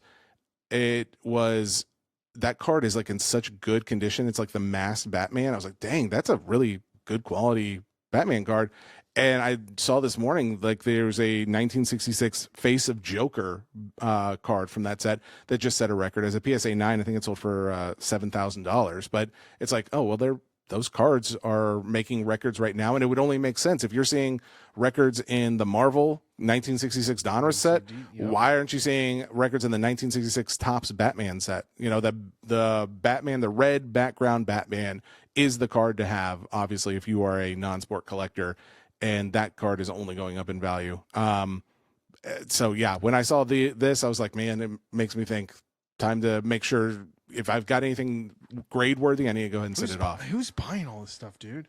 I mean, this makes me the people that have literally hundreds of thousands of dollars, if not millions of dollars in cards, is astronomical. In sports cards, there's so many of them out there that have so much in value, and it only makes sense that they start leaning over in this way. So there's those people, but then there's just people with disposable income, the crypto bros, the people that have deemed any card to be valuable, whether it was a sport card or non-sport card. They just wanted to try and make some money on it, but they couldn't do that in the non-sport area until more recently. or at least in many Yeah. cases. So you're saying it's like new money coming into the hobby, and it's just not like well, I the think sports card people are coming into non-sports, and then vice versa. So the money just gets. I think moved some around. of it. I think some of it is coming from the sports card people. I think some of it's coming from China. I think some of it's coming from people who are just entering the space from their love of Disney IP. And then the same with Marvel IP. It's like, oh well, I collected the comics, or I collected Disney pins, or I collected something in this area. But now, there's cards. Oh, and they're popular because it's in marketing. Like there's material about this. Well, in large part, that's thanks to Topps. Like, I mean, say what you will. If you love Topps cards, if you hate Topps cards, whatever you want to do, you can't deny the fact that they're bringing popularity to this space right now, Attention, and it's bringing up card sets that they didn't even make. But it's bringing up the fact that, well, I never really even paid attention to those cards to begin with because I'm not a card person. But now I'm seeing, there's more popularity, there's more value. Maybe I should go ahead and grab some of that stuff. And that's where I think you're seeing people come into the space. It's like they may have been collecting dollars, but they might not have been card dollars. So now you've got that money coming in as well. So there's new money, there's other card money, sports cards and TCG cards. And, I think about Pokemon collectors too. Like if we're seeing a dip in one area, we're seeing a dip in Pokemon specifically, but now we're seeing a rise in non-sport. Yeah. I feel like, when it comes to, hey, how do I get from TCG to sports? I think you go to non-sport first. Makes sense. Like, I don't think TCGers are just jumping necessarily straight to sports cards, even though they've already done like some overlapping there. They try to, at least in different areas, but I do think you're going to see those people jump into either Lorcana and or Disney cards or Star Wars or Marvel cards. I'm the perfect example. Yeah, right? exactly. So it's like with me, these last 3 sets have been super mid. Yeah. So I'm not going to invest my money into buying these chase cards or going after this product. And I'm still a collector at heart. Yep. I like collecting non-sports cards.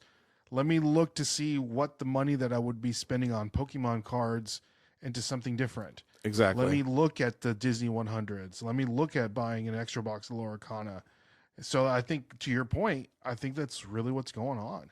And I'm glad you said that because you are like the perfect candidate for that. And I actually made a note in my non-hobby nonsense notebook, because now Ray got us these fancy gold hobby nonsense notebooks. But in my other notebook, I made a note the other day where it's like, when it comes down to it, like TCG, like we started the show out, Pokemon, the TCG Pokemon market is the king of card collectors right now. Like that's where the most collectors are. It's where probably the most money is being spent, is in Pokemon grading, Pokemon packs, Pokemon boxes, all that stuff. Well, if the sport and non-sport people want our cards to go up in value, we need more of those Pokemon collectors over here. Mm-hmm. It's the lowest hanging fruit in a lot of cases, because you can go out and get you can get collectors of other things to get them to come over to cards, of people that love Disney to come and Disney pins or Disney gear, get them to come and collect Disney cards, or you get sports memorabilia fans or guys who just love the sport in general or the player, get them to come over and buy sports cards. That makes a lot of sense, but we've been doing that. We've been trying to focus on that a lot already. And now it's like, well, how do we get the Pokemon people to come over? Because I think that is where you also get a boom in our side of the collecting universe, is getting them to take an interest in what we have to collect. Mm-hmm. And like you said, with some mid sets in Pokemon in the last few months, and the fact that we are seeing other people take notice of this market and seeing them not only react positively, but see more brand new people come in, there's going to be FOMO, no doubt. And so it's like, well, let's see if we get some of those people to come over. And it does also make me wonder, like, if the PSA shutdown has caused any of this, like where it's like, oh, well, if I can't get my cards graded, because they're the ones who are Pokemoners are the majority of people that are grading. I would actually have to disagree with you on that. Don't the numbers say that though? The numbers say TCG cards. Okay. So, back in 2020, PSA shut down back in 2020 as well, right? Mm-hmm. To catch up with their backlog. 2021, yeah. 2021. And the same thing is going on, and you see this number where, okay, 50%, 40%, or whatever it is, 60% is all TCG cards. Yeah. We have to remember that in 2020, 2021, there was no One Piece TCG cards. There was no Loricana TCG cards. There was no Gundam. There was no all these other TCG cards that people are continuous. There was no Dragon Ball TCG cards. Yeah. And there was no Magic the Gathering switching gears to doing collector boosters Yeah. for chase purposes. That did not exist. So it has expanded, but the majority of them are still Pokemon people that are getting their cards graded. Sure. But I would think that because of all these new TCG games being created, that's all being lumped into that. So when people see the numbers, they're like, oh, 70% of PSA's backlog is all TCG cards. We're thinking automatically Pokemon, which is not the case, especially considering how popular One Piece has been. I think One Piece. I do think One Piece makes up a lot of it, or a lot more of it today. But I need to see if I can find something that shows, because I think there's stuff out there that shows like this is what is making up the grading numbers at PSA, like where they specifically say what, if it's a non-sport, if it's a TCG, and if it is a TCG, what TCG it is. Yes. So I need to see if I can find it, because it's hard to argue that without having the data in front of me. But I believe it's still, even though One Piece is having its moment, and then there's another piece that just came out about what is the there's the TCG that is tied to League of Legends, or no? Riftbound. Yeah. So Riftbound, they've been getting a ton of graded cards for that. Dude, Riftbound is a great TCG game in general. And so it's like there's that. Of course, there's Lorcana. There's Magic the Gathering. There's Magic the Gathering and Naruto. Yeah, is getting a TCG. But they just did a collab with the New York Yankees. The only thing about all of that is just they're definitely grading them, but I don't think they're grading them in nearly the same numbers as Pokemon. I agree. And then with the Pokemon game in general, like as a Pokemon collector, especially one that's buying, flipping, looking to, that does Pokemon full time. I mean, that's the play. What are some undervalued cards that I can pick up right now, raw value, that I can flip and grade, that I know that's like a low pop, but it's hard to grade. And if it gets a 10, it's like crazy X. Yes. Like there's that Pikachu card out of the 25th anniversary. It's like a $5 card, but if it gets a 10, I think it's like a $5,000, $8,000 PSA 10. Oh, really? So for $5, you spend $20 and get 5 cards. Yeah. To possibly, and they used to be like $2. But the only problem is you can't grade them right now. You can't, exactly. I mean, I guess you could, but it's not worth it in a lot of those cases. But people would do that all day long. They would just go to card shows and be like, I'm looking for this card. Do you have any? Yeah. And they'll spend $100 and get, 100 and something cards. Here's the thing. I went to GemRate. If you guys haven't checked it out before, gemrate.com, they've got a lot of data as far as grading goes. I'm just not seeing anything specific to TCG breakdown. I'm seeing Pokemon sales trends, but yeah, I would love to find out more about that. So, what are some Pokemon sales trends?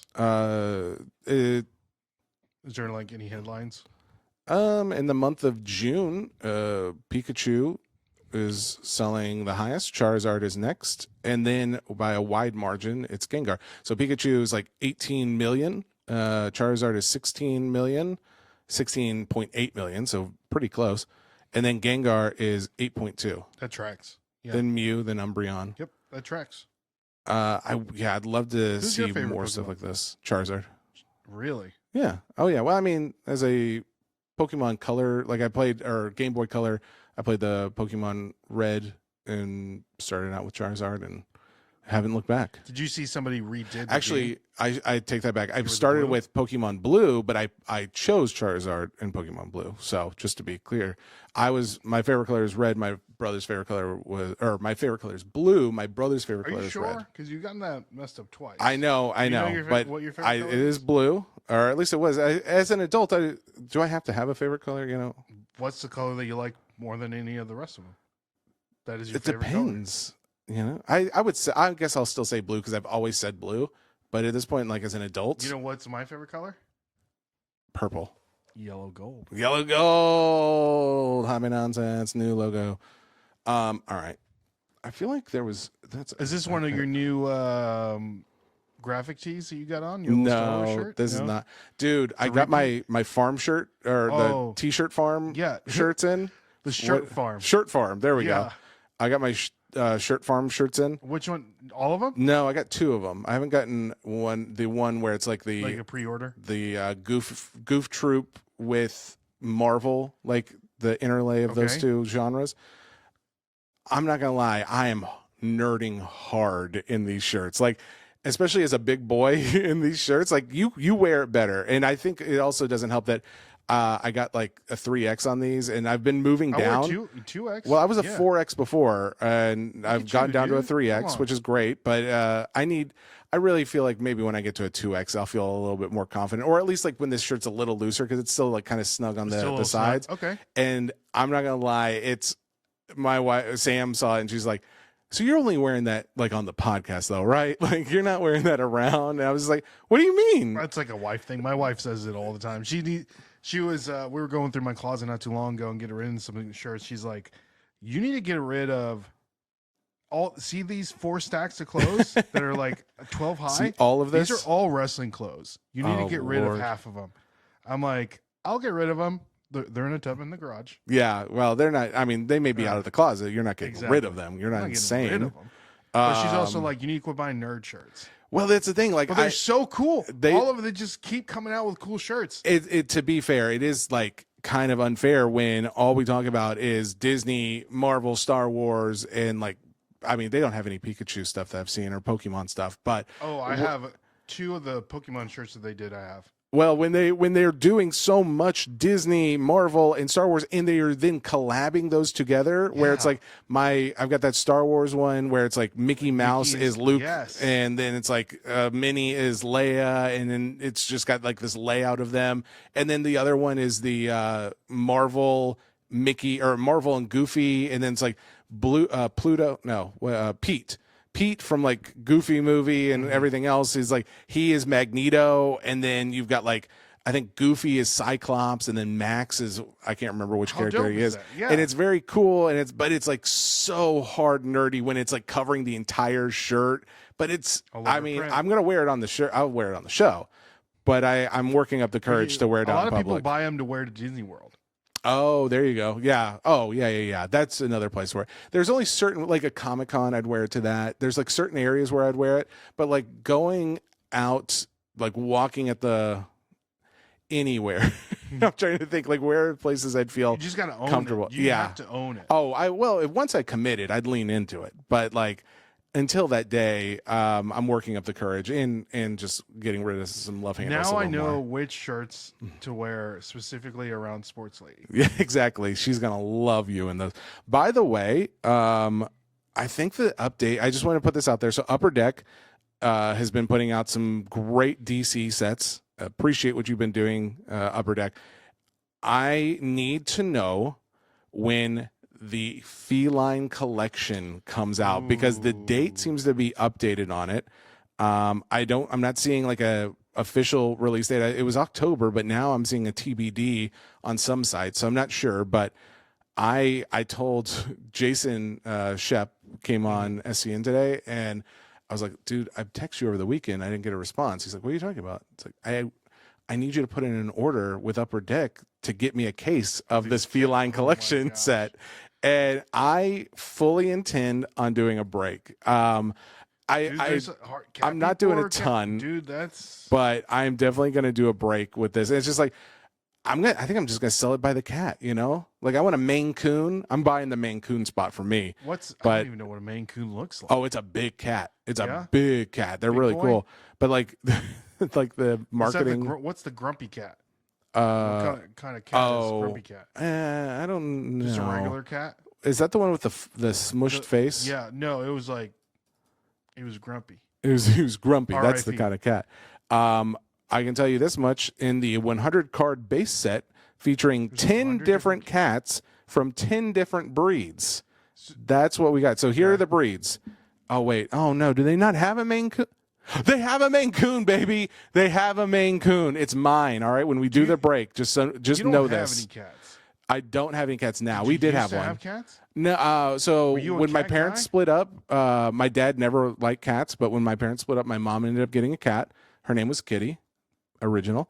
We loved her. She was great. And then when my wife and I got married, our first pet was a cat, Annie, and she was awesome. We loved Was her. it a Mancoon? No, she was maybe just a tabby cat or something, but I've always wanted a Maine Coon because it's like I gotta look it's up like to the see what closest cat thing to looks like owning a lion, I guess. I mean, actually, I think there are some I mean, you leopard type could own cats. a lion. That's true. Here for all of you cat lovers, all of you who are waiting patiently for the 2026 Upper Deck Feline Collection set to come out, I'm going to tease you with the cat types. Holy crap, this cat's huge. Right? It's gigantic. All right, so here they are, and I'm probably going to butcher some of these names. All right, so we've got. I'm butchering the first one. Abyssinian, Oh, this is great content. Bengal, exotic short hair, Maine Coon, Munchkin, Ragdoll, Russian Blue, Scottish Fold, Siamese, and Snowshoe. Now, I think we can all agree that why would you put a Siamese cat on there? Nobody likes a Siamese cat. I've never heard of only anybody. because the Lady and the Tramp. That's maybe. They gave Siamese cats bad names. I'm just gonna say it. I don't care for a Siamese cat. Never have that and a hairless. All other cats, maybe Hairless is weird. You man. can. What about hairless dog? The Cholo. Is that a thing? Yeah, it's a Mexican hairless dog. Is that the one It's that's a like dog really breed. wrinkly? Yes. All right, He was Upper in, Deck. He was in Coco. Upper Deck. I'm gonna need the 2027 Upper Deck Canine Collection. I mean, I feel like they did that, right? Like, there's got to be a dog. If there's a cat set, a dog set had to have preceded it. Cat people are. Are we saying cat cards came out before dog cards? At least Don't. with Upper Deck. I don't want to believe it. So we'll continue to keep you updated, as well as the other, I guess, sets that may be more quote unquote popular in the DC universe, and they're doing a few other things as well. So I bought a bunch of Goodwin Champions boxes over the weekend. I haven't opened them, oh really? but I'm super excited just to see. I was going to record a video because it's kind of like a non-sports product. Bill Nye's in there, Exactly. baby. The Bill Nye. There's a couple other actors. George Lopez is in the product. Oh, is he as really? well. Were you a George Lopez fan? Dude, come on now. Okay, so I saw Balls of Fury again for the first time in a long time never on seen Netflix. Balls of Fury. All right, so he's in it, and he's not a great actor. I will say that. He's a great comedian. But he's a funny comedian. Did you see Blue Beetle? Oh no, I didn't. Was he in that? Fantastic. I heard it was good. Fantastic movie.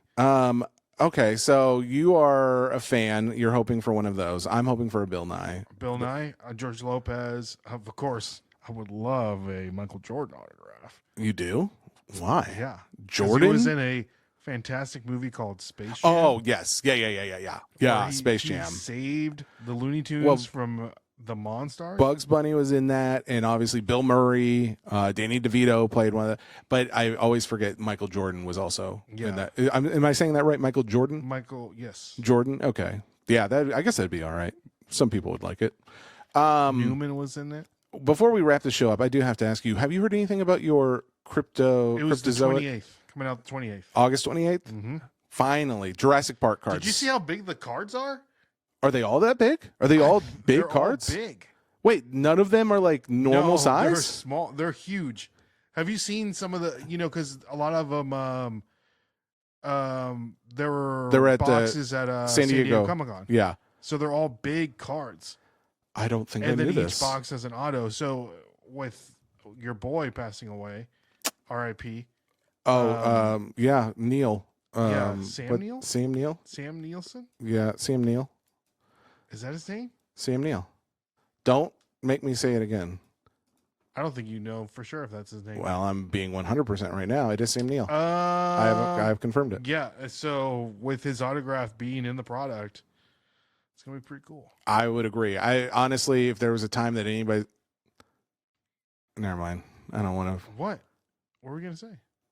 I was going to say if there's a time for anybody to die, now is the time for. No. Wow, that's bad. Nope. Dude. I didn't. You are. I tried this backtrack and you pulled it out of me. But This you is were on think- you. You were thinking it in your heart. I was not. I was just. You were thinking in your heart. You know what? I said to myself, I said, self, what's a bad thing to think right now? And that's what it was. I thought I knew you. You I get this fancy new studio. And fancy new studio. You're different.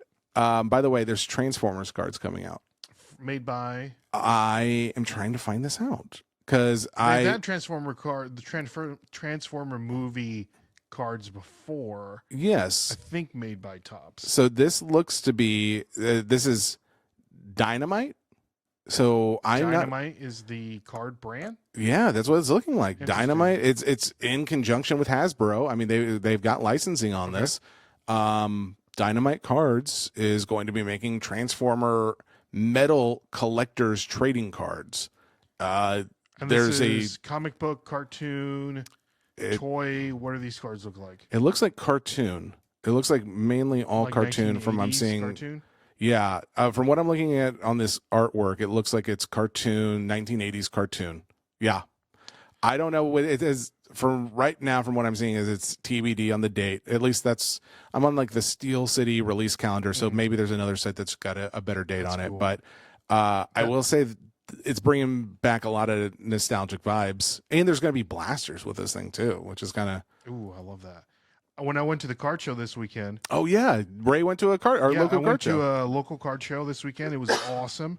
For the first time, I actually saw Lorcana and Topps Disney cards. All right, I traded my red Enchanted to someone that had Lorcana cards did you really?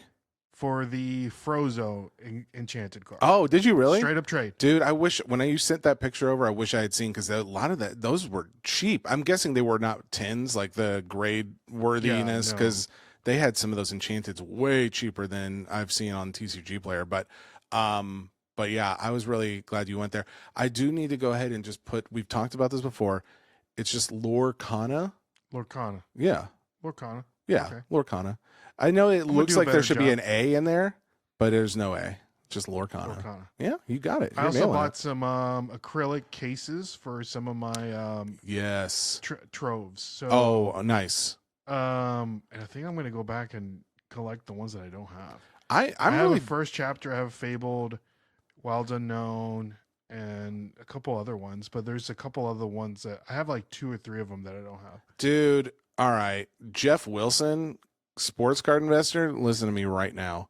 Whoever's running your online Cards HQ site, get it together because they had Lorcana Fabled on their site, and I will admit, they probably mispriced it because there were they had a booster box that sold for like $100 and something bucks. Those are going for closer to 1,000 right now, just so you know. But they also had the booster box got sold to a guy who gets in breaks, and I think he listens to the pod too. But so he told me right afterward, and I go to the site, and they still have booster packs for like I think it was like $10 each or something. And I was like, hey, I'll still take like an individual booster pack because I think those sell for like $25-$30. We both got our orders canceled and refunded. Oh, yeah. But since when are we living in a time where it's like, hey, my bad, the customer's always right, let them have it? They probably don't have the product.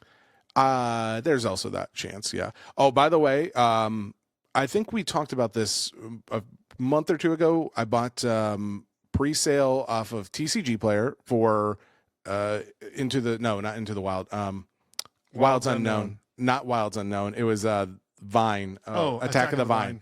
Thank you. So Lorcana Attack of the Vine, I bought some pre-sale from a guy on TCG Player. Had plenty of great reviews. When it came out, says allocation got cut. Didn't get as much as I thought. Yeah. You can either wait for a long time or Yeah, you gave him like an ultimatum. And I was like, I gave him a little toot. I was just like, listen. Yeah. So is this the same person that wished that Sam Neill would die? This is the same guy? I never said that. He's already passed, and I hate that, but it's happened, and we have to come to terms with it. So I that order got canceled, but I was like, hey, it's okay because I still have that other Attack of the Vine pre-order that I made on Collector's Corner, I believe is the website. In fact, someone messaged me as well saying, hey, they bought on there because I mentioned it. Did not get my cards from them, and I messaged them with no response, and I messaged them with no response, and I canceled my order with no refund. That's been over the last 2 to 3 weeks. And as of this weekend, I did finally get a response saying, oh, yeah, I see that you canceled this. We'll go ahead and get a refund out to you in the next 10 days.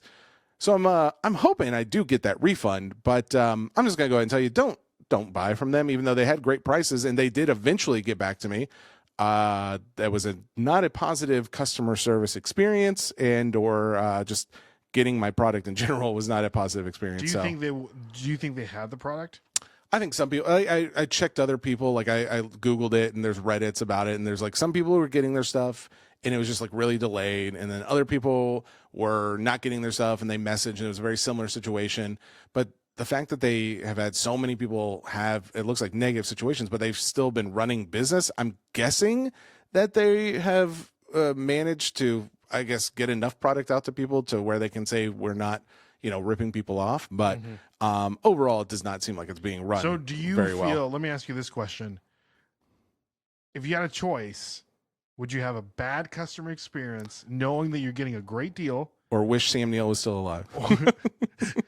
or not get as much of a great deal, have a fantastic customer experience, but you're overpaying? Am I getting the cards in my bad customer service? Yes. Yeah, I'd do But that. eventually. Oh, like I don't know when? Like you don't know. There's no Is there back and forth. is- You're in a weird. Do I know for sure I'm getting them? Or is it a You if? don't know for sure, I but don't- most likely you will. Kind of like Well, my in this case- cryptozoic situation. Yeah, exactly. In this case, I mean, I obviously made my choice, which was to cancel that order because I was not getting them in a timely fashion. But I also did not have a lot of confidence I was going to get them at that point. So, yeah, I don't. It's a tough question to answer. All I know is what I would really like is a good to even okay customer service experience. And just communication period. Communication. Do I know it's coming? Do I not know it's coming? Is poor there Brenda's anything? probably answering like 1,000 emails a day, and there's only like that one person answering. I think there's like a Jimmy that reached out to me Jimmy? over the weekend or something, or Tommy or something like that. I'm just like, listen, bro, too little, too late. I was at least pleasant because I'm like, I haven't gotten my money back yet, so I'm like not trying to ruin When's the last anything. time you met a gym? Ooh. Gyms are getting. Does it count if they were on The Office or not? If it's fictional, I've met one in the real last person. Jim, like a. Jimmy. Are we talking young or old? It don't matter. Like I know some old, like down here in the Jim, South. Jim, Old Jimmy boy over here. Jimothy, any of them. I know a Jimmy.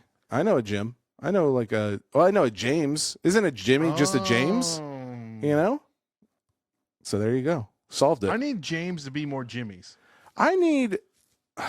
So, Ramondo, and I can't call you Raymond Because that's not my name. because it's not your name, but it's also a Ray. You Because do then go my by name would Ray. be Ramon. Oh, okay. Is that what Ramondo or Raymond is? Ramon. Okay. Mhm. What's Jesse? Hesse? No, there's Are no there Jesse. Jessies? There's no Jessies. Jacobs? Jacobs? Are there Jacobs? Yeah, there's got to be a Some Jacob. 'cause that's Hispanic in the guys with Bible. Jacob? Yeah. Well, I mean, Jesse's in the Bible. Son of David. Then, yeah, there's got to be. I got to look at it. Or David was my son. Excuse me. Jesse, way son around. of David. Yeah. No, David, son of Jesse. Mm, Yeah. I'm going to have to look at it. Yeah, so Jesse's in there. So It's there's in there. got to be a Hispanic Jesse, right? Oh, yeah. You would If think. if it's in the book, it's in there. I think it's Hesse then. I don't think it is, Hesse. but I'll look. Hesse. These are the questions that you come to Hobby Nonsense to get answered. That's our show. Next week, I don't know if we've got a guest lined up yet. Oh, I think wait. I think it's El Buzz. Before we finish, what was this collab you were talking to me about? You said it was a Disney, Star Wars, Lego. Yes. So okay. there's been a leak. Oh, Here's the thing about Lego. You know I love If a you leak. want a good leak, look at any Lego sets that are coming out. So I'm Okay. going to give you a spoiler warning right now. Okay. that there's already the Doomsday Lego Oh, sets out. I don't want to be spoiled. I don't want to be spoiled. I hate that. I don't hate, like, I just hate being spoiled in general. So just every Lego Doomsday set has already been announced. Then there's some picture leaks out there. okay. So just be it that at you know, Yeah. if you want to look at them, you can look at them. View at your own risk. But this is not a leak. But this is probably the craziest collab that has ever happened. It's what all is it? They're making Lego sets Yes. of Marvel and Star Wars together. Marvel and Star Wars. And I'm not saying like Iron Man's going to be on a set with C-3PO. But you're not It's gonna be saying like that. C-3PO being Iron Man. Oh, wait. So basically the same thing, just a reverse order. But it won't be like two people together. It'd be like a mesh of I the see. two things. I see. Okay. Yeah. So, but that's really interesting. Isn't that crazy? Well, I mean, like we just got done talking about like how the T-shirt firm, they're not actually licensed, and I'm Yeah. still kind of confused on how they didn't get sued. But yeah, that is really cool. So like I think they're making a Millennium Falcon set and they're calling it the Iron Falcon. You know what? It's about time Disney started taking all of these IPs and letting us collectors and or fan nerds have what we want, which is let's overlap. Let's do some fun, cool stuff with them. Why can't Star Wars be in the same universe as Marvel? Or at least another world, like another Earth? You want me to tell you what the minifigures are? Earth 1977. Iron 3PO. Oh, wow. It is an Iron Man C-3PO? That makes sense. Okay, Iron and Okay. yeah, yep. War 2D2. Like, is that like supposed to be like War Machine? Probably. Spider Han. Okay, so he's the Han. Spider-Man is the Han Solo. For all those who are wondering what is the Marvel equivalent in the Star Wars universe, now we know. So we know Spider-Man is Han Solo. We know C-3PO is Iron Man, and we know R2-D2 is Warhammer. Which, I mean, I don't know about that one, but okay. Captain Alderaan. Wait, So they're just giving him a whole planet. I don't know what that's about. Wait, who's Captain? Alderaan. Who? Just the planet is Captain, I like don't know. Captain Or maybe- America, I don't- yeah. because it's Captain Oh, America, that makes Captain sense. Alderaan. That's a stretch. That's a stretch. Is Alderaan a person? I don't remember Alderaan that. is a planet. I know. So like, Yes. how is? So Captain America, America's a country. So they're saying Captain Alderaan. Yes. And the last one that's leaked, don't care for it. Hulk Baka. Okay. Yep. Approved on that one. That is really fun and exciting And to think those about. will be minifigures. Dude, that's gonna be collectible. I gotta think, unless they just print it Okay. or make it to the moon. You know what I mean? Let me preface, don't go out and buy these like crazy. Sports board. Well, you I'm know just how I saying. like to do that. Yeah. I did see a friend of mine just sent me a text this morning. The Arcanine Lego set, Pokemon Lego set, Mm-hmm. is for sale at Costco for $20. It's a $100 Lego set. Why is it so cheap? I don't know. Okay. All right. So go to Costco and Go get to Costco this and Lego get set. you that Lego set. Man, that is really, really interesting. I am very Hulk Baka. Hulk Baka. Do you think that Chewbacca will be large and green, or do you think the Hulk will be brown and furry? You know what I mean? Like That's a good question. Where are we going? Oh wow. It's like Hulk smash. We got something? Dude, We got that's something? right on. Smash angry Hulk. That second one wasn't good. What else does Hulk say other than Hulk smash? That's all he says. Well, it depends on which Hulk. If it's Smart Hulk. says a Oh, lot of smart. things. Yeah, it's just him talking like a normal. Or do we get Smart Hulk in the new Spider-Man, or do we get Hulk Smash? I don't want to spoil things. Do I need to watch The Punisher? I wish I had. Damn I don't it. know if you have Okay. to though. But Okay, I need had to watch wished it. I had. That's on Netflix, right? That's another thing. Yeah, the Punisher being in this set, like I feel like that card, just Punisher cards in general, well, especially because Marvel Studios included Punisher in there too. I think there's something to be said there. Who's the actor that plays? John Barenthal, So good. he really is. Did you hear how he got into acting? Was he homeless or drugs or? I feel like there's like some. None of that. Another He was he in went a to gang? No, he was in college, Uh-huh. and he went for some sort of sport that he got a scholarship. And he had to take an elective, and they all said, "We'll take acting or whatever. It's like the easiest one."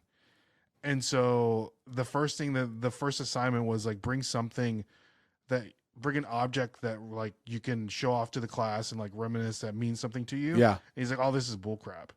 And so he like randomly I think he was a baseball player. So he grabbed his glove and he went up there and he said, "This was the glove that my dying mother gave me." And he told me that I've never quit on my dreams and like all this and that. And then halfway through, he's like, "I'm sorry, guys, I can't do this. I just completely made that up." And then the teacher talked to him afterwards Yeah. and said, "First of all, how dare you?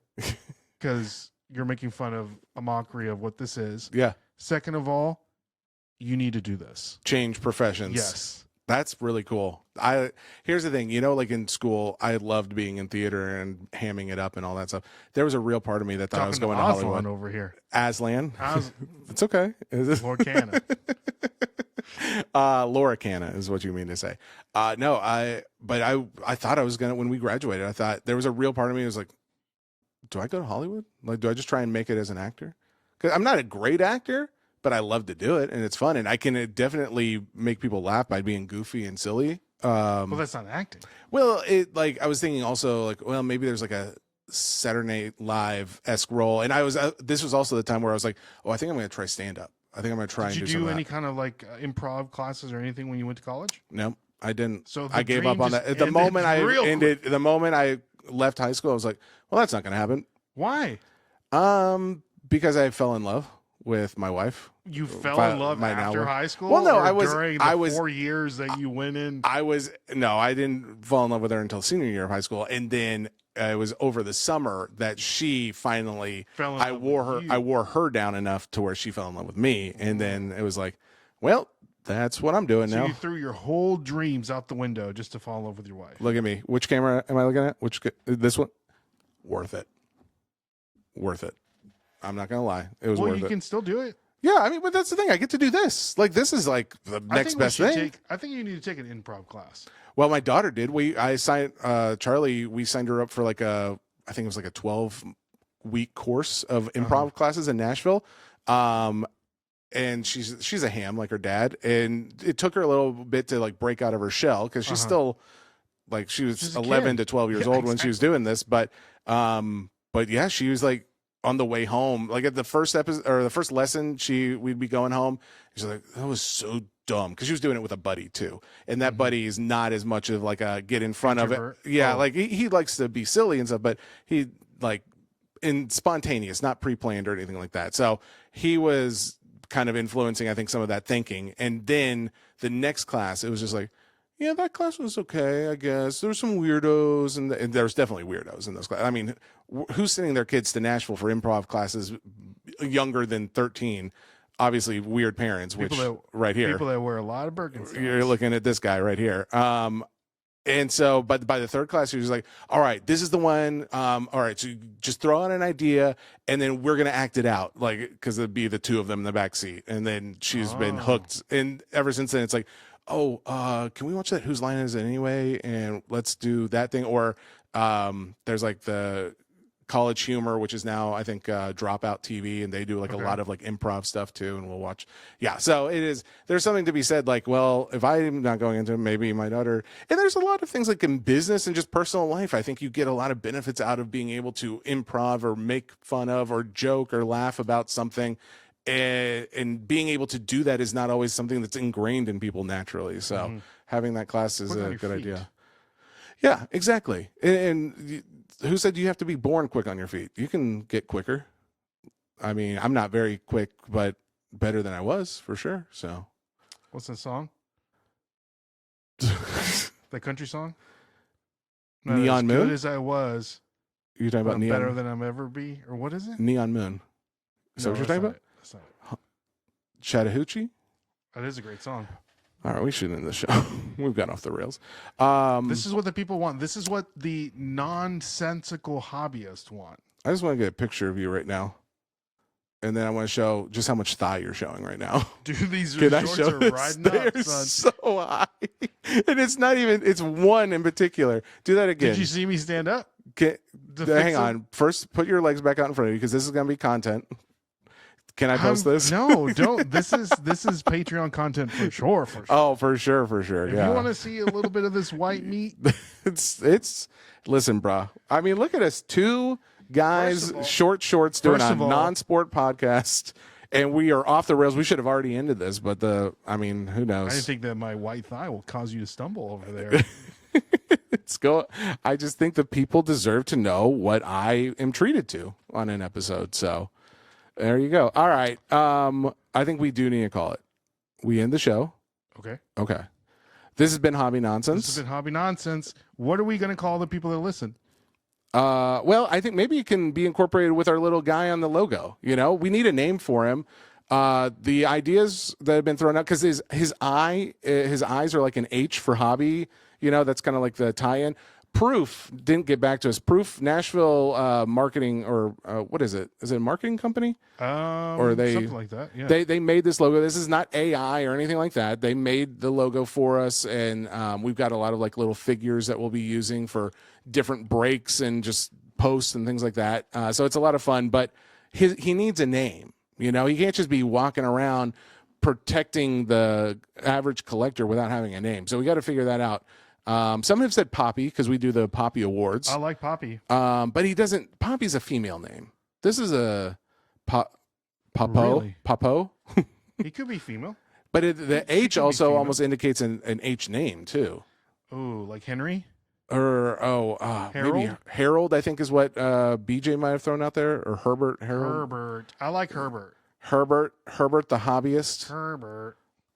Either way, if you Herbert guys the come up with any hobbyist. good ideas, throw them out there in the chat, in the DMs, Throw him wherever. in the DM, throw him in the chat. And We'll next have time. so we're doing the PokeFest again. So if you guys want to come and meet Jesse, meet myself, meet Funkle, Yeah, make your plans now. make End your of plans now. September. We will have some stickers. I might have some hats. We that do you need to guys start can- looking into merch now that we've rebranded, because we've held off on getting some stuff because of the fact that we knew we were going to get the new logo and the new branding and all that stuff. So now that we've done that, we are proud black gold hobbyists, and we need to now let you guys show that off in any way you want to, whether that's just in a sticker or if we had like a hat or a shirt. I think that'd be really cool too. Yeah. Plus, it makes it a lot easier to stand out in a crowd, which I know a lot of us want. You know, we're tired of being overlooked.